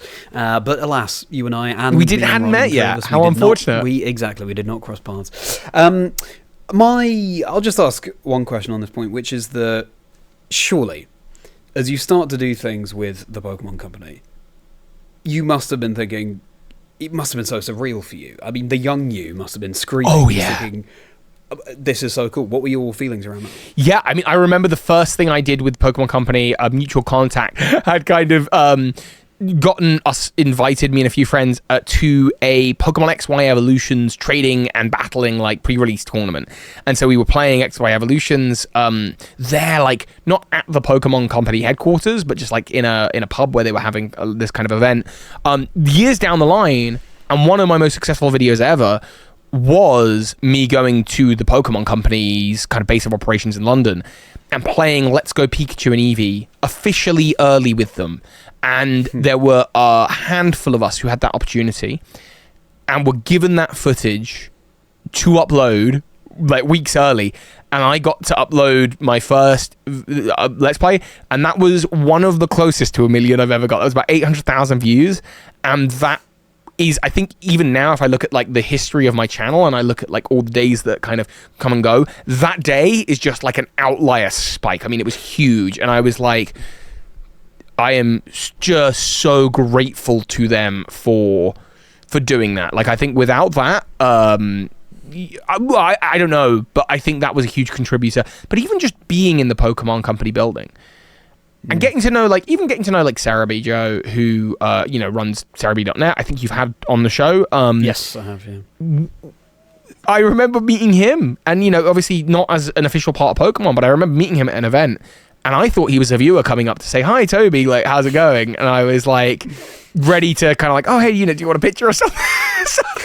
And he was like, I'm Joe Merrick. I run Cerebi.net. And I go, I'm a fan of you. That's what's happening here. And there were so many experiences, like going to the Pokemon Symphonic Orchestra, Gosh, there was the bus. I got to do the Pokemon bus around Galar, where there was like these like stop points, and I got to hang out with these wonderful TV hosts, and we just got to like chat about Pokemon and kind of be officially on the Pokemon YouTube channel. I mean, there was a lot to be very excited about, and that every time I sort of had to sort of pinch myself and be like, man, Kid You is like really excited right now. Do you know what I mean? Yeah. Something that we said before about how you just owned who you were, you just put yourself out there, and back then it led to enjoying all the things you're enjoying, but at this point in your life it led to having all the success you did. It wasn't even just Pokemon, it was also YouTube. Like the YouTube Space London was a hub of creative people at first in Tottenham Court Road and then in King's Cross. And it was this real mixing pot of like really interesting people. And I also won a competition in my second year of YouTube in 2016 called YouTube Next Up. And YouTube Next Up, everyone won a voucher for about £2,000 worth of equipment. So I got a laptop out of it, and I got like some bits and bobs. Other people got cameras. And I was one of about a dozen or so people that just kind of got to go to the YouTube space for a week and learn, to be honest, a lot of stuff that I'd already learned at university to do with like filming and editing and whatever. But getting to meet so many of those wonderful creators, Abby Thorne, who does Philosophy Tube, Stephen Bridges, who has a wonderful series called Beat the Odds, Cam Sanderson, who is like a musician who's just incredibly talented, Matt Lay, who worked on like the Tom Skirt stuff, and again, his personal friend, we play D&D. We all, like, these friends of mine that are still friends today, that I get to meet up with, that are just creative and coming at the YouTube thing from a different angle. And then we had the YouTube space where we just got to meet up because somebody's filming something. Does anyone want to come to London? And again, just luck of the draw, I live close enough to London that, yeah, I'll come do that. Can I crash on someone's sofa? Wonderful. And so you go and you get involved in projects, or you'd even go just for like a YouTube space party. It was how I met a lot of people and how I managed to kind of expand my that kind of YouTube side of my life, and yeah, just like have wonderful insight from artists and musicians and editors and all the rest of it. And even there, one of the coolest videos I made was a video on the disused set of the new Blade Runner movie that Google had acquired from Sony, and Sony wanted some YouTubers to film, just have some people film on this set to promote the movie. And so I just went, great. Okay, abandoned city, like sci-fi Ultra Beasts have just come out. Great, let's do an Ultra Beast video. There was a haunted house set that was just a Google own. Great, haunted house set. It's like a haunted hotel. Rotom, and we'll do the old chateau. And so there would be these sets, and me and a crew, which was usually just me and one or two other friends, going, okay, we've got the space for 4 hours on a Wednesday. They've made time for us. I think the video is about this. I will script it on the way, and then we're just going to film it. We've got to get in, get out. And these were like videos that allow my channel to stand out. And when I think about the Bird Keeper Toby years, I think about them. I call them Pokemon epics. That's the joy. Like, that's the bit that I was like, oh, they were the best.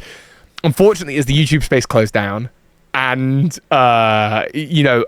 acquiring a light-controlled, sound-controlled space to film something that doesn't cost a fortune, it became harder and harder.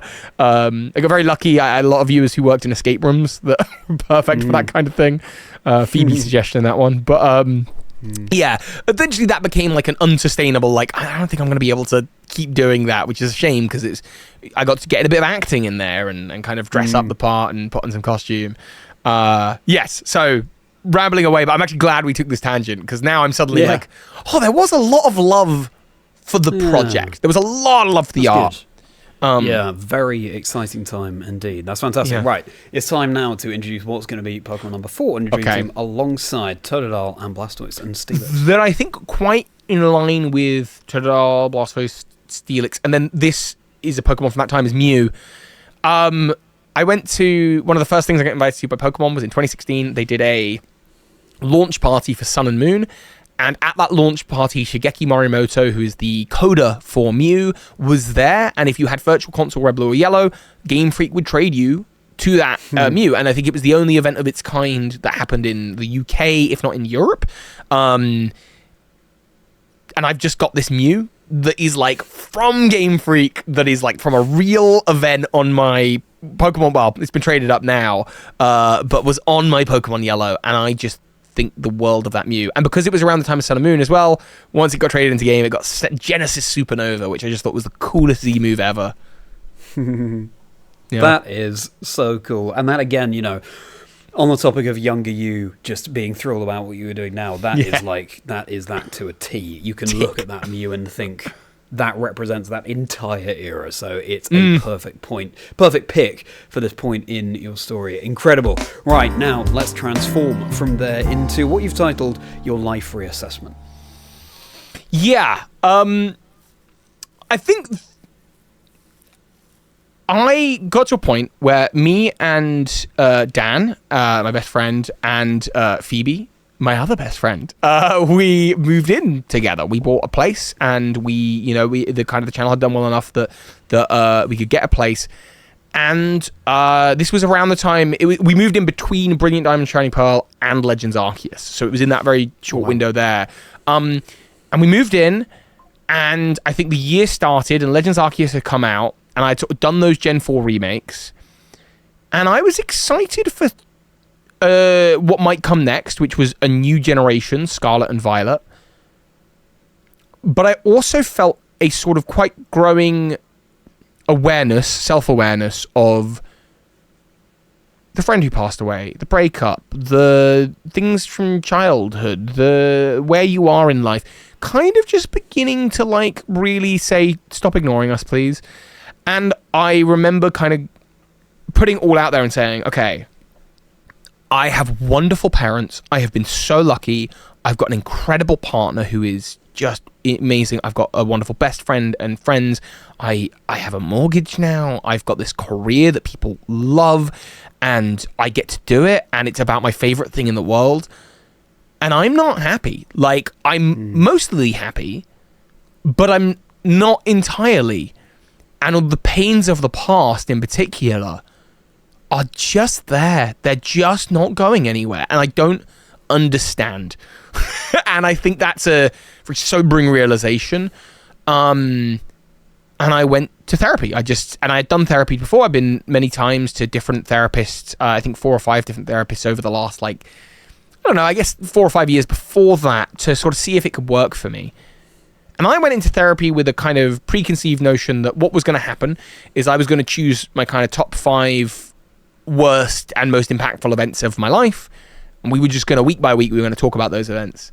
And then that would be done. That would be therapy. That was a therapy in the bag. It was on the to-do list. I was ready to tick it off, and I would quite like to get it out the way before the next big thing was coming out. I think Pokemon Day was coming up. So I gotta get this thing done.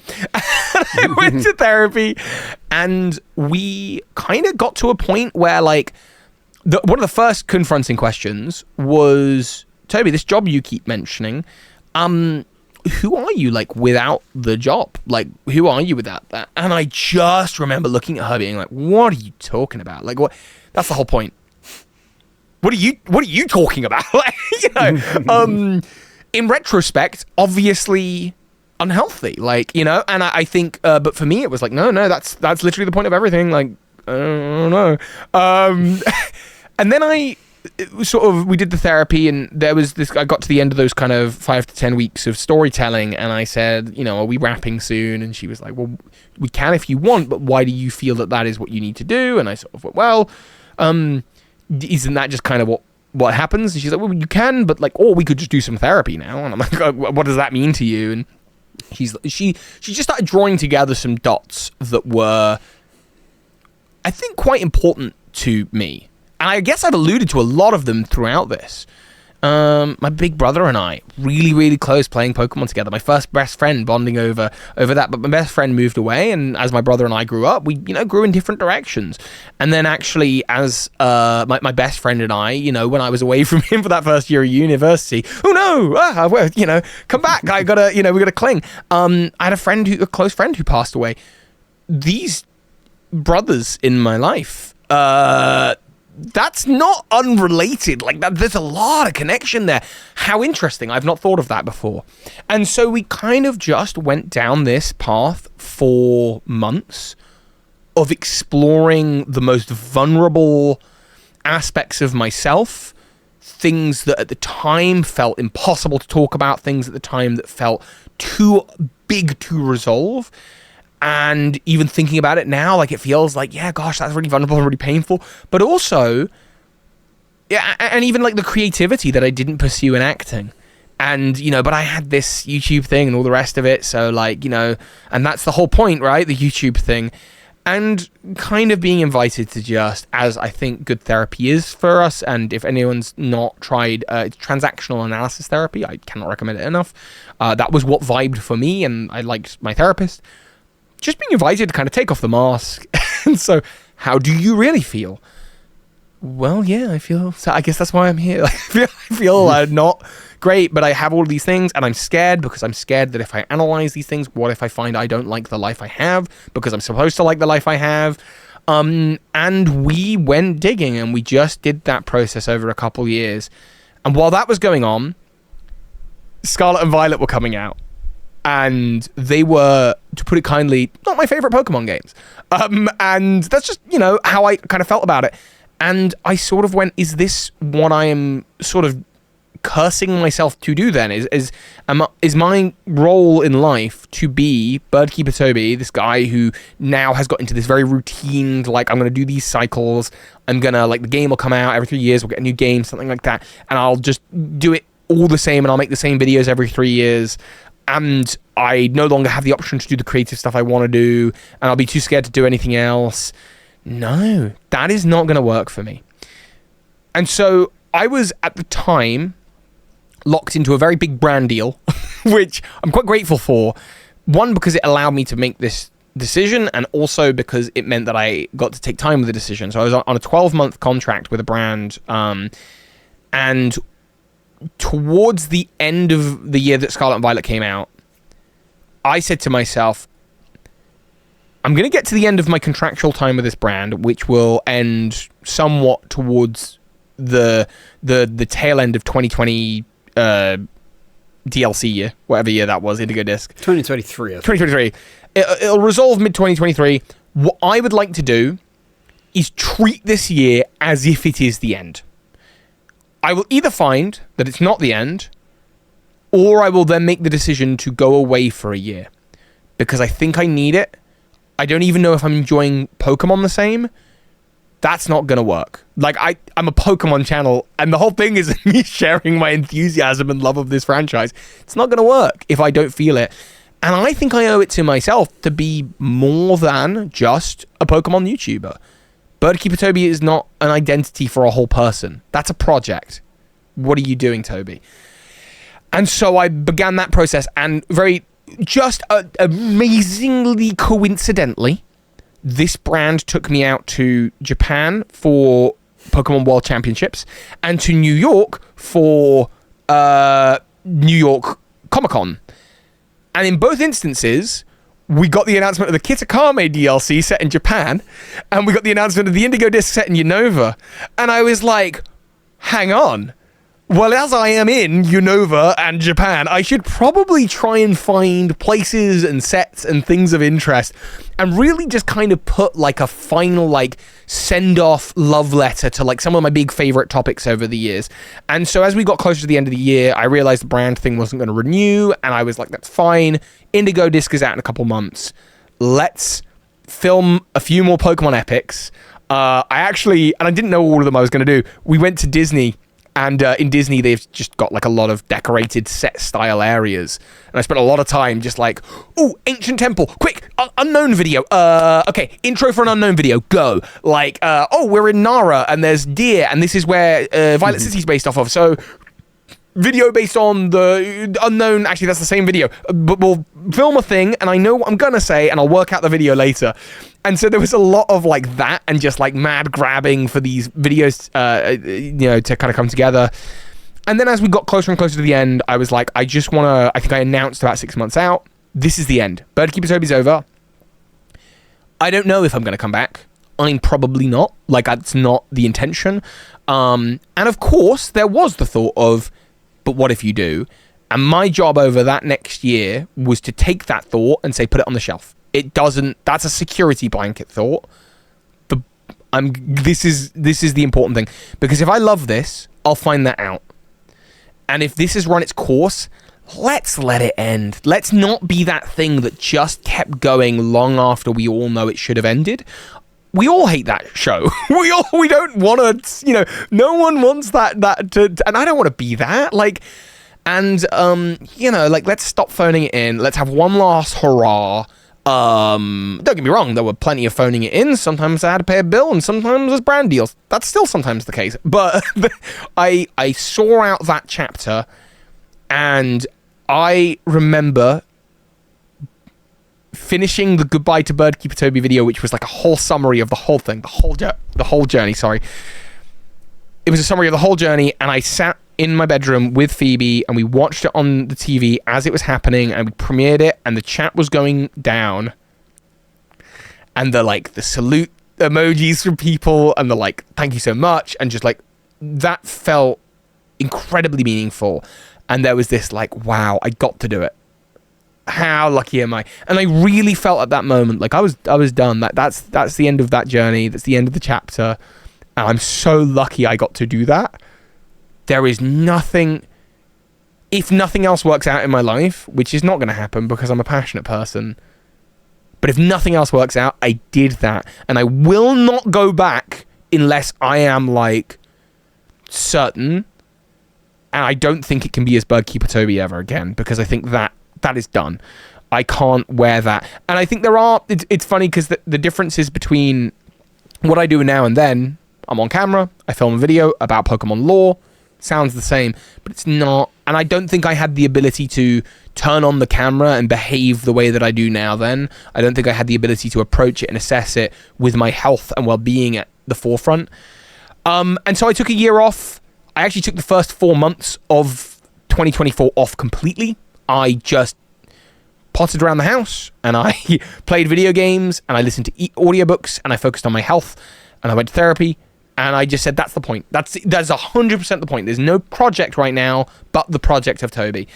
And I had full support from Phoebe and the people in my life. And the brand deal, the 12-month brand deal was like very clutch. I was like, thank you so much. You know, this gives me that time.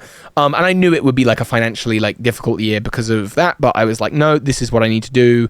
And again, I'm just so grateful because like I know some people, this is just like not an option, but I had that option, so I went for it. And in that year, I then said, okay, this acting thing, shall we give this a go? How would I begin the world of acting? What do I need? And I made myself a pretty comprehensive list of, well, I'd like a stage name. I want headshots. I'm going to need a website. I'm going to need an agent. I'm going to need to format what I have done in the industry, what little bits I've done, into a way that is digestible for an agent or a client to read. I'm going to need to get on all of these different sites. I'm going to need to start taking classes to freshen up. Of probably the most important thing. I threw myself into improv, like some improv classes, and did an improv live show.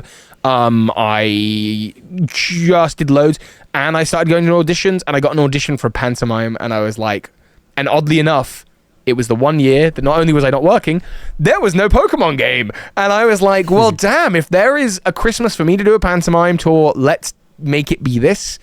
And so I auditioned, and I did it. And I think before I get into like kind of the modern stuff, I think I'm so grateful that I just got to kind of spend a year playing, exploring, and stretching out who Toby is. And I did all of it. I remember saying to myself constantly, everything I do right now is for my 31-year-old self so that he can make choices. That's it. Just want to explore more for him. And I'm pretty happy to say, like, yeah, I totally did that. Like, So I've been rambling for a really long time. I hope it's been interesting. Definitely. No, it's been fascinating. Thank you so much, Toby. Thank you for sharing it, and thank you for your honesty. And it's just, thank you for showing also the power of going to therapy and talking about these things when you feel like there is something fundamentally not quite right. Just being able to air that and just, you know, obviously scary sometimes having to take a step back from everything that you know, but then ultimately in your case, and I hope for plenty of other people, for everyone as well, it just builds it back stronger. Yeah. I think it's important for people to, I want for people to live lives where they do things that they want, but for reasons that they choose, like rather than, which I think was ultimately, because obviously I'm here talking to you now, having doing a Pokemon YouTube channel, I think, and still doing that, I think I'm just incredibly like, oh no, you actually do like the partner you have and the friends that you have and a lot of the life that you have.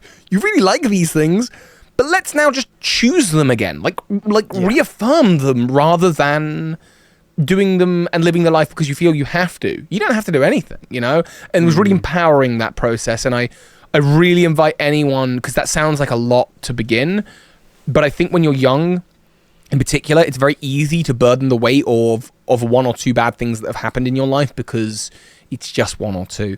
But as life delivers pain upon us all and they stack up, I think it is so important to start unpacking and to give because you don't need to carry so much of it. And I think that's, and you don't need to do it alone. And I just think that's like so important for people to hear. And so I hope that if even one person as a result of this goes, all right, I'll open up the counseling directory and I'll start chatting to someone, or whatever the case may be where you are, great, good for you, good luck. You'll be okay. Yeah, 100%. That's it. Yeah. And also just, as we all need in our lives, balance. Finding, recalibrating and working out what level of this that I enjoy is the right amount versus this other thing that I want to do, etc. Well, thank you again, Toby, and now it's time to introduce Pokemon number 5 on your dream team alongside Totodile and Blastoise and Steelix and Mew. What's really funny about this is all the others have kind of tied in really meaningfully. I think Garchomp's cool. I just think Garchomp's really cool. I remember Pokemon Platinum playing it for the first time. I could just really visualize it, Garchomp using Dragon Claw, and I was like, yeah, that's gnarly.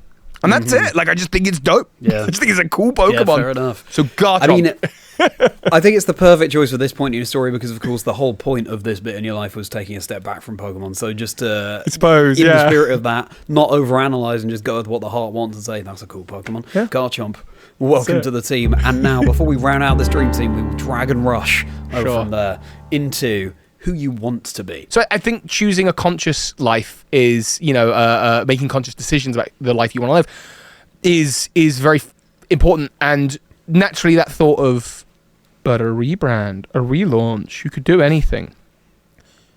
I would be lying if I said that money wasn't a thought. Of course it was. And that that the idea of do you have any other prospects or anything? But I really think the energy at which I left Keeper Toby, I almost think, and I had launched a Zelda channel and I'd launched a Pokemon card channel, I would have rather, if it felt wrong to come back, I would have rather have focused on making those a career, if nothing else. But actually, or just continuing to pursue full on the acting. But in my year away, I kind of had ideas of what a relaunch might look like. Originally, I think Legend Keeper Toby, because of the Legends game, which was what I enjoyed, was popping up. And actually, it was just a little playthrough of Pokemon Yellow that I was having, and then Crystal, in my own time, that I was just playing at my own pace and playing for the fun of it. And I went, this is what I enjoy. And man, I love the old art style. And I do like some new Pokemon stuff. I like Legends Arceus a lot. And I started to think of sort of writing down, what are all the things I love about Pokemon? Well, we can just focus on that. Let's just do that again. Isn't that what you kind of did originally? There were other challenges that I thought about. And for those of you who don't know, by the way, a Lore Keeper actually is a trainer class in Pokemon. It belongs to one trainer called Zinnia in the sort of ending of Pokemon Omega Ruby and Alpha Sapphire. She's also a dragon tamer, which kind of is nice from a bird keeper as an evolution standpoint. So I really like the name, and I say we as in Game Boy Luke and Falcone and Candy Eevee and Copperfy, Phoebe, and a number of YouTube friends, Ron, TrueGreen7, kind of pitched in on their thoughts as to what things could look like. And there was a point where one of the big challenges was for this YouTube side was me going, okay, I have an audience that is interested in Pokemon lore. I am interested in Pokemon lore, and I'm interested in theories. However, when I started, I had all of the games to explore, and over 10 years, I have explored all of the games. what do we do? How do I can't just keep coming up with theories. A new Generation 2 theory, a very rare thing. Like, it comes up occasionally, a new Gen 1 red-blue theory, these things it's not easy because the material has been really dissected and viewed from a number of different angles. But what I felt would be a really cool idea would to do these like lore Bible videos. Why is there not, when I type in the lore of Zygarde or the theories of Zygarde, not just a video that has it all? That seemed a little odd to me. Like, yes, a video has been done about everything, but there is not a video of everything for each topic. And I wrote down about 60 topics that I thought would be interesting. And I said to myself, well, why don't I make one of these every other month? And if I were to do that, it would take me, at 60 topics, it would take me about 5 years to do. Well, that's half the lifetime of what I just did. And there's so many interesting topics in there. The Reggies, the unknown, not even legendary Pokemon, Mega Evolution as a phenomenon. There is so many different groups of legendary Pokemon, mythical Pokemon, Ultra Beasts, Paradox Pokemon, new stuff that comes out. And there are ideas that are like, have a lot of lore written about them. And then there's ideas that have like not a lot, but there's so much speculation. I also happen to have a YouTube channel called the Theory Compendium or something like that. And it is a channel that I update once a year with every Pokemon theory that I can find from that year, from all the notable sources who do that kind of content, and then just like people I find, and then there's a community that recommends them.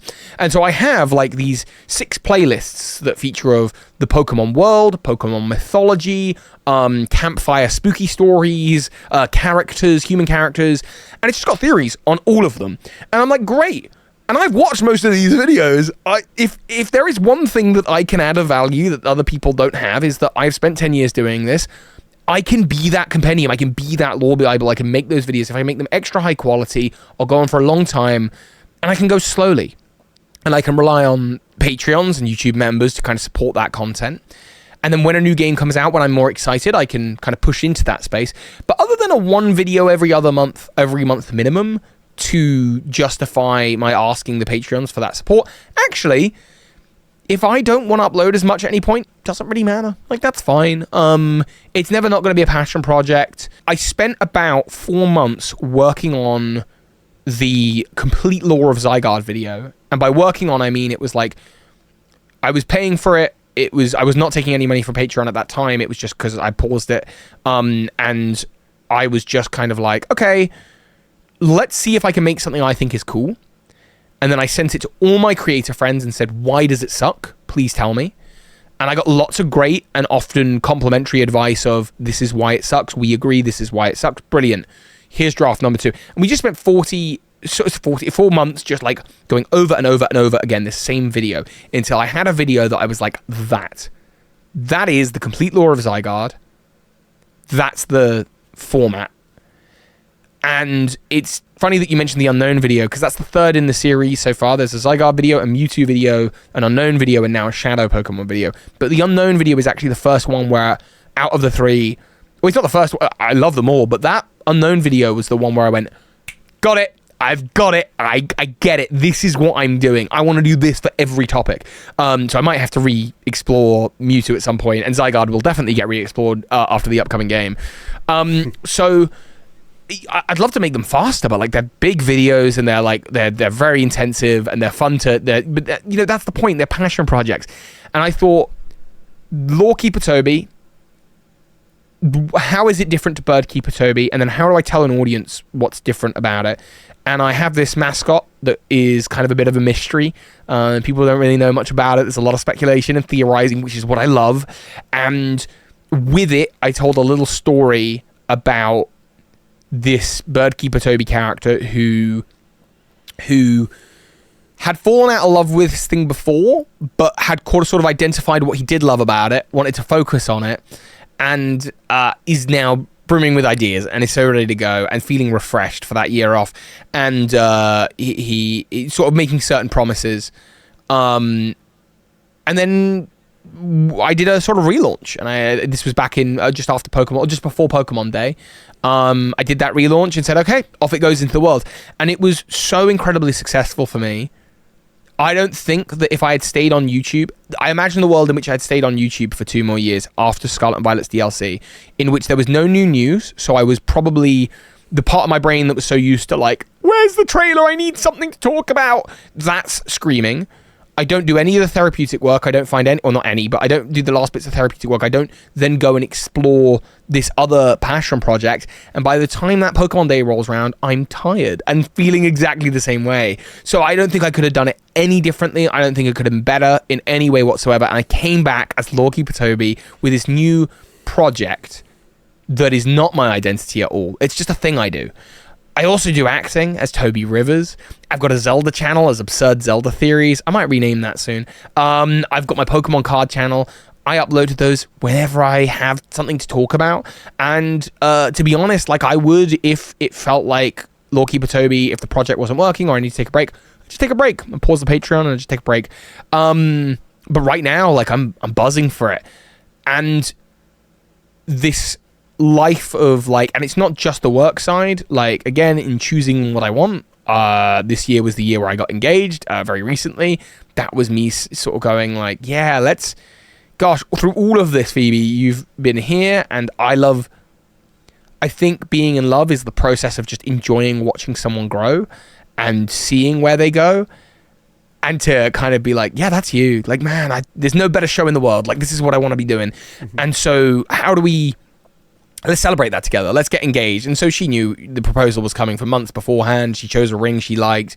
We were very excited about it. But to get just a couple of weeks ago to kind of pass that threshold together and say, look how lucky we are.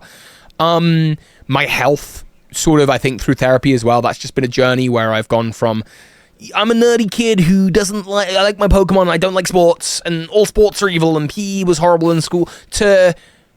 No, like I love trampolining and I love going swimming and I actually enjoy running and like finding those parts of myself.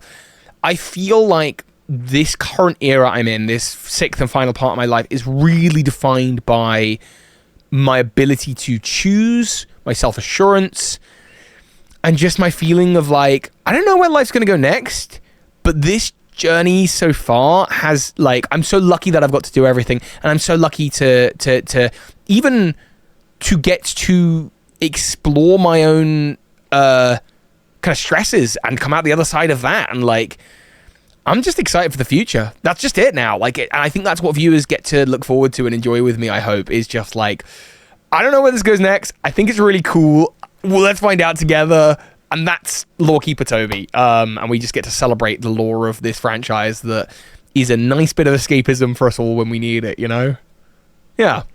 Yeah.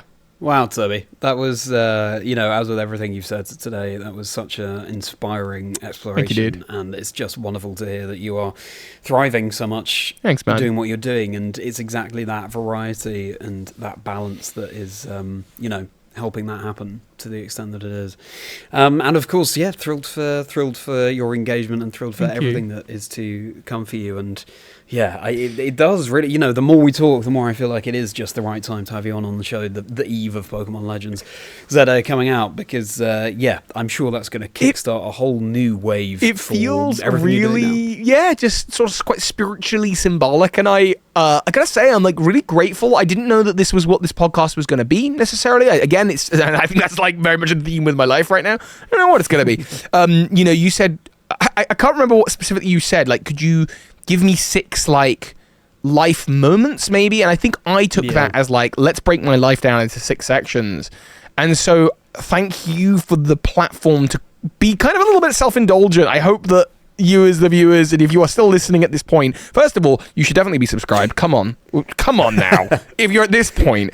And also let us know in the comments, please, like, if anything here kind of resonated with you. It would mean a lot to me to read, and I will be keeping an eye on your comment section, because I'd be fascinated to hear. But thank you, Charlie, for like giving me the space. This has been really, really fun, and I think just like quite cathartic for me, and I just hope people have got something of value out of it, No, I'm delighted to hear, Toby, and I think this is the main reason why I want to start this podcast, is because we see these people like you out there on the internet being well known, whatever they're doing, but don't actually know the person that well. And so thank you very much for being brave and taking that mask off and sharing everything you have. And thank you for your kind words as well. But now it's time to round out this dream team. So who's Pokemon number 6? So I struggled to pick, and I ended up with Scyther. In that little time away, playing Pokemon Yellow, Scyther just showed up on my team. And Scyther is a Pokemon that, like, I think I have a figurine of from when I was a kid, and I remember my grandpa stepping on it, and it's not got any wings, my poor Scyther figurine. But Scyther is a Pokemon that is just, from the beginning, been very cool. And it not only is very cool, but it has those cool, like, oh, my big brother has the Johto games where they've got this cool evolution to Scyther vibes. But also, like, even more recently, it's still getting that love with Legends Arceus, where it's like, now we get to see, like, what an ancient version would look like. Never disappointed to see a Scyther, and so it's not a Pokemon that kind of I often think about as, like, one of my favorite Pokemon, not necessarily. But it's just a Pokemon that I think is weirdly important to the journey, and I'm sort of excited to see where Scyther goes next. I hope we get a few more evolutions down the line. Yeah. Again, it just seems like a perfect representation of this point of the journey. Briefly, for anyone unfamiliar, in Pokemon Legends Arceus, Scyther got a new evolution called Cleaver, and Pokemon Legends Arceus set in the ancient past of the Generation 4 region, Sinnoh. So exciting to see a different direction that Pokemon takes, but not just because it was, in your time off that you were playing Pokemon Yellow, and discovered you had this Scyther on your team, but also just, I think, the fact that it goes back to Generation 1, it goes back to the origins, and that's exactly the time where you rediscovered the origins of your love for Pokemon, now sort of taking flight, even though your Scyther no longer has wings, taking flight from there into, from the past to the future, and whatever is next. Well, Toby, fascinating. This means that your complete dream team is Totodile, Blastoise, Steelix, Mew, Garchomp, and Scyther. So you've got a couple of water types on there. You've got Bug Flying, you've got Psychic, you've got Ground and Steel, and you've got Dragon and Ground. So other than the water double up, you've got double up on the ground as well. They're, I guess, overall they're all very classic Pokemon. What's the latest generation you have on there? It's I suppose 4. Garchomp? Garchomp, Generation 4. So I think, as a lore keeper, I think that makes a lot of sense. You are, guarding these more traditional tales, I guess, of Pokemon. But now it's time to ask you, if you had to choose one of these Pokemon to be your partner Pokemon, which would it be? Okay. I'm sure if you asked me on a different day, this would change, because so many of these Pokemon are important for me, but I'm going to say Totodile right now. Not only because it's the first one I picked, but also it's because I am about to be asked that question in Pokemon Legends EA, which I will be streaming on release, and where and when I am streaming it, you will be seeing me pick Totodile. We've got an adventure to go on together, so I am about to be asked this question, so Totodile. Yeah, I mean, that makes total sense. It was the first Pokemon in your team, first Pokemon that you chose, having played through Pokemon Yellow first of all, and of course, as you say, for right now, Totodile seems like the perfect choice. So Totodile, you are Toby's partner Pokemon. Woohoo! And I too will be streaming Pokemon Legends that day on release, just so we're all aware. But from there now into asking you a different kind of question, Toby. Based on everything you know about yourself, based on everything you've shared about yourself today, which Pokemon do you think you would be? Ooh. Oh, wow. What a good question. Oh, no. I have not got an answer for this. Can I take a moment to look at all Pokemon? You can, yeah, absolutely. No, you know what? I'm not going to look at every Pokemon. I think I got an answer. Okay. So, if I could be any Pokemon, I think I'm going to go with Togepi. Togepi is a Pokemon that holds incredible mysterious power, like it's but it's also like just very chill, just very content, doing the things that it wants to do. It wants to be around the people it likes to be around, and I think that the charm of it is that it is like there's a huge mystery about it. And it also, I think there's a theory to do with Celebi and the egg that it brings from the future, maybe being the Togepi egg that you find in Generation 2. And Togepi comes from a time and appears in times of, like, happiness. So I hope that like, that's who I think I would be. It's very chill. Yeah. Very thematic to the conversation we've been having. Well, yeah, I was going to say, as with so many of your answers, it's just been, that just seems like the perfect choice right now because, yes, content, but also Togepi is, of course, a Pokemon that can evolve a couple of times, and this time of your life really represents the potential that you have. And again, tying in with the lore, I do, as I said to you before we started recording, Generation 2 is my favourite, and it seems like so good. Johto, perhaps slightly more than some other regions, is just steeps in that lore and that mythology. Ecruteak City is, a big town in terms of lore and lore keepers, I suppose. So, Legends Johto game, please, Well, you heard it. You didn't hear it here first, but you heard it here first in terms of just two Gen 2 fans who really want that to happen. Please. But, yeah, Togepi makes a lot of sense. Well, wonderful. Do you all agree that of all the Pokemon there are, Toby would be a Togepi? There's even, it doesn't really rhyme, but Togepi, Toby, they're very similar words. So there's that too. Yeah, Togepi. Togepi? I don't know. Maybe we won't run with Togepi too much. But everybody, let us know that if you think that Toby would be a Togepi out of all the Pokemon there are. And speaking of you all, it's now time for your community questions. I posted online, as I always do, asking for questions for my guests. Thank you so much for submitting them. I apologise I won't have time to feature all of them, and if I mispronounce any of your names or handles. But to kick things off, well, this user doesn't, I don't know how they've done this on YouTube, it doesn't even have a name, it's just blank, but would like to know, and this is a really interesting question, are there areas where you can't distinguish what is approved lore, your assumptions, and just your headcanon? That's a great question, time traveler, whoever you are. I think that's a wonderful question. So I don't think there are times that I am consciously aware of that, but there are definitely times where I say things in videos and didn't realize that actually wasn't lore, or that was just the implication. I think a really fascinating moment in the games, for those of you who don't realize, is in Pokemon Red and Blue and Yellow, Team Rocket are, of course, the adversaries. The idea that they are trying to capture or stop Mewtwo is entirely fanfiction. That does not happen in those games. But it does happen in the first movie, and it does in Ultra Sun and Ultra Moon. A alternate universe version of Giovanni shows up with Mewtwo on his team, from a world in which he was not stopped by the hero of Kanto. And there's this really weird line where the events of Red, Blue, Yellow, Fire Red, Leaf Green, and Let's Go Pikachu and Eevee do not explicitly state that that's what Team Rocket are up to, but the actions are so heavily alluded to both in other contexts and within the context of the game. They're looking for fossils in Mount Moon, which is connected to Cerulean Cave, Mew fossils. They are, there's everything to do with finding ghost Pokemon or whatever, that it's hard to know whether that was the intention or whether that was something that the fans came up with later, that then they said, let's run more with that, and that's what Giovanni would do. I think that stuff is kind of there are definitely moments like that throughout the franchise. That's probably the most famous one I can think of that most people would be familiar with. Yeah. Yeah, and it's an ever-evolving question, isn't it? As your content develops, as your exploration develops, who knows what else will come out of that? But really fascinating question. Thank you very much. Good question. For that. Whoever you were who submitted it. Yeah. And now a question from Ruben Anderson 6771. What's a dual type, so a type combination, two types in the Pokemon world, that we have not yet seen that you would want to see? Ghost Rock. Have we not? We've not had Ghost Rock, right? I don't think we have. No, I don't think we have. Ghost Rock. And it doesn't make sense to me. We've seen so many... There is, I'm sure, an enemy in Mario Galaxy that might as well be a Pokemon. I don't understand how we don't have a Ghost Rock type. It's begging to be made. I want to see it, Yeah, Ghost Rock.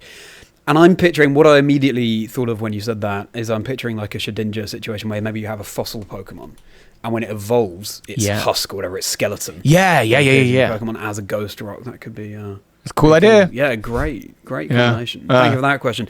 Next question from Purple1439. Okay. What's something you learned while studying Pokemon lore that blew your mind?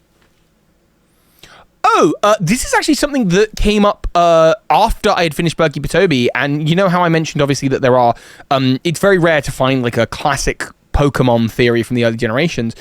In Generation 2, in the Japanese specifically, there is a bit of text for the freshwater item. Now, we all know freshwater seems to cost more or the same as a Pokeball, which is really odd, and it replenishes your Pokemon's health. But did you know? Fresh water is from Mount Silver. Like, it's in the Japanese version, that's where it's explicitly like it's water from Mount Silver, which is where Red, the champion from Generation 1, disappears off to by the time of Generation 2. And I think this is so fascinating, the idea that Mount Silver has this interesting lore and like these properties about like there's life replenishing water that comes specifically from this place. I believe it's inspired by Mount Fuji in real life, and so I just thought like that's fascinating. There must be a whole well of like cool theories there, and there kind of are, and I've alluded to a few of them on the channel before and will do again in the future. But it was really cool to learn that so late in the game, to kind of still be in the year of, I think at that point 2024, and finding out a new thing about Generation 2 and going, whoa, that opens a door for like lots of cool conversations and ideas. Yeah.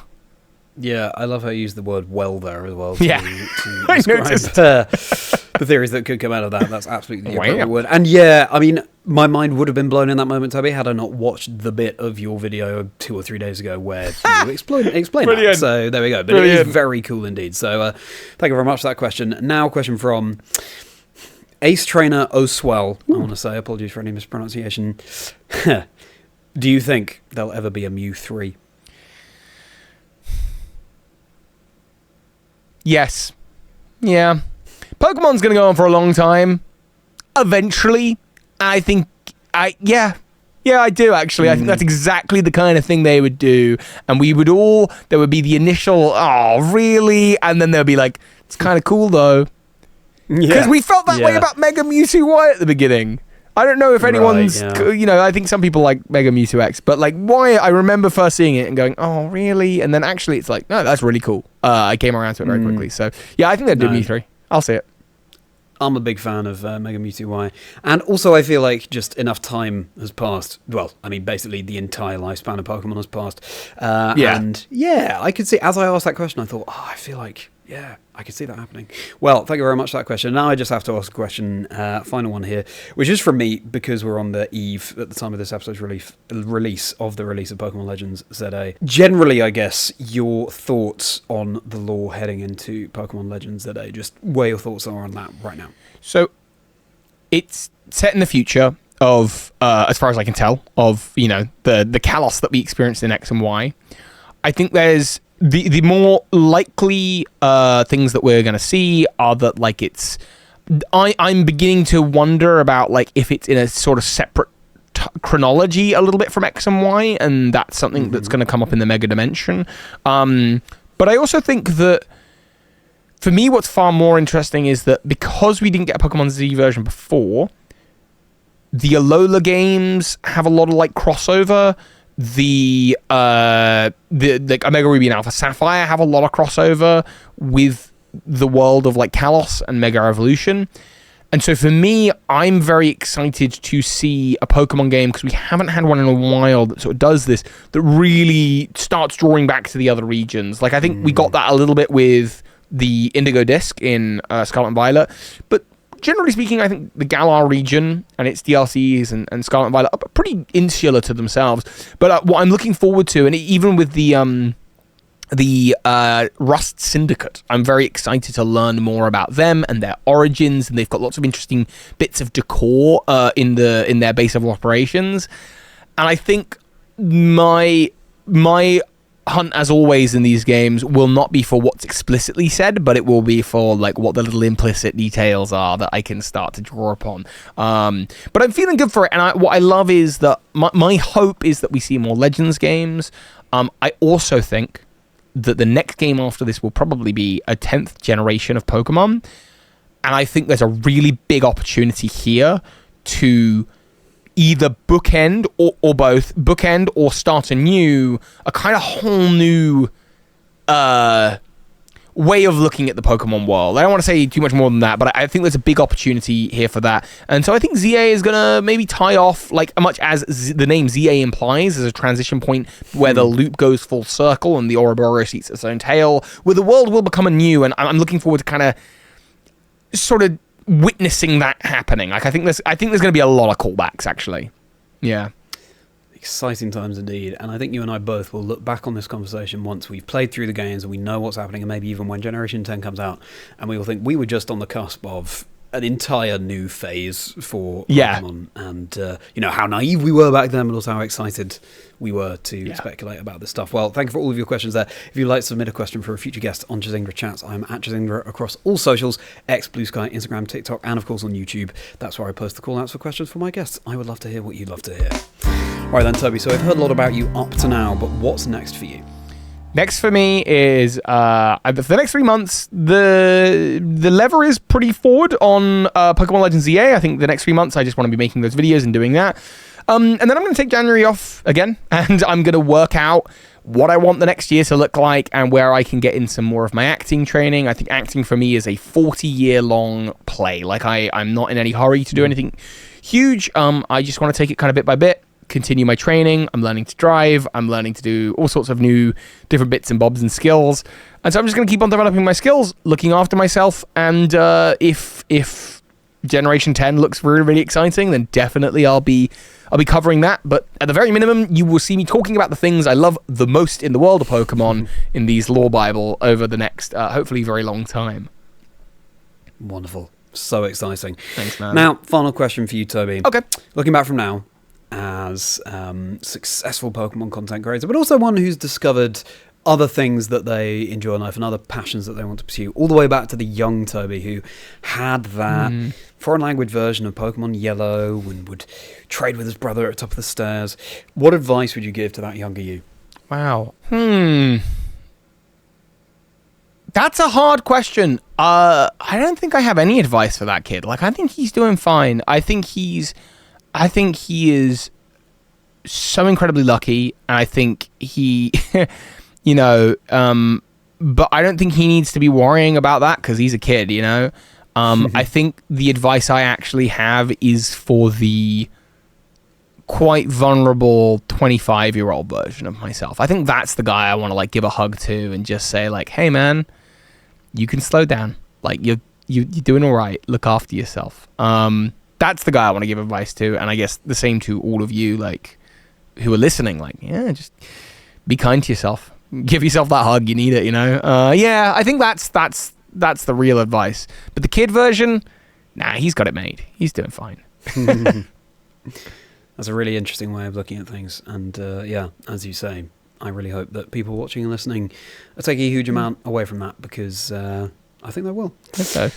But the chat does not end there, because now, of course, Toby and I will get into Lord Keeper Toby's Rapidash round, 15 or so minutes of bonus questions that Toby has not prepared for. And as with all of my guests, there's so much more I want to take a deeper dive into. Favourite mainline game? Talking more about the acting. Favourite theory, generally, that Toby has heard, and of the theories that Toby has come up with, and far more besides. If you want to hang out with me and Toby for a little bit longer, you can become a YouTube channel member or find the Rapidash rounds individually on my Patreon, and being a YouTube channel member gets you access to all sorts of other perks as well. You can click on join to see what they are before you actually join. Fundamentally, though, I really appreciate the fact that you've watched or listened to this episode in its entirety, but if you want to hang out with us for a little bit longer, that option is available to you. Again, links are in the description below. But for now, Toby, thank you so much for joining me on the show. I am, as I said there, taking a huge amount away from this episode. It's been wonderful to be able to hang and go beyond the surface, and I think it's been a really inspiring time for everyone, so thank you. Thank you for having me, man. This has been really meaningful, and I'm thank you for offering me your space. I can't wait to listen to more episodes with you, chatting to my friends. I want to hear all about their stories, I'm very pleased to hear it, Toby, and if people want to keep up with you online, where can they find you? Lore Keeper Toby, Toby Rivers, those are the search words, but I just chiefly on YouTube. If you're listening to this, you really want to head on over to my YouTube channel. I think that's the place to be if you're a huge fan of Pokemon and anything else. You know how links work. You will find me. Just a couple of clicks away. Make sure you're checking out Toby's fascinating content. Once more, if you've enjoyed, please do like and subscribe. It would mean a huge amount and go such a long way. And drop a comment too, because Toby, as with all of my guests, has given us so much food for thought. Approaching 80 episodes of this podcast now, and there's bound to be something for everyone. There's a broad range of guests, not just YouTubers and content creators like Toby, but people in the competitive Pokemon space, people in the more casual Pokemon playing space as well, and far beyond. You can use the hashtag 6Pokemon1Lifestory to spread the word about the show, and also my channel. I stream all sorts within the Pokemon Pokemon games. Of course, at the time of recording and release, it's going to be a lot of Pokemon Legends that are coming up, but there's going to be competitive streams as well, things beyond that too. And I'm currently working on my Pokemon Europe International Championships video where I was commentating, giving people a little bit of a peek behind the curtain as to what goes on into commentating and the experience of that from my side of things. So I'm excited to get that out, and all kinds of other content on the channel, of course. Pretty fledgling channel at this point, and I'm excited to throw pen at the wall and see what sticks. So it'll be wonderful to have you along for the journey. I'm at Chazingdra across all socials. My email is linked below, my Discord community is linked below, and episodes of this podcast drop every Wednesday. And everybody, you make sure you enjoy Pokemon Legends Z-A when it drops very soon. Well then, Toby, with that being said, it's now time to get into your Rapidash round. So if you're not joining us over on Patreon or as a YouTube channel member for that, then it's goodbye from Toby. Bye-bye. And it's goodbye from me. See you next time on Chazingdra Chats, where there'll be another 6 Pokemon, 1 life story. And Toby, how are you feeling about these bonus questions? Good, I'm excited. The whole ending spiel there, do you have that as a script? Like, or did you just know that now? No, I think this is going to be episode 77, Toby. And I tell you, once you've done 77 of these, they're just... That makes sense. That makes sense. I'm feeling good. I'm feeling good about the bonus rounds. I'm feeling good about the bonus questions. What's your favourite... This might be like an overwhelming question. What's your favourite Pokemon theory, lore-wise, generally, and also your favourite that you have devised? Well, I think they're kind of both the same. So, not to be an egotist here, but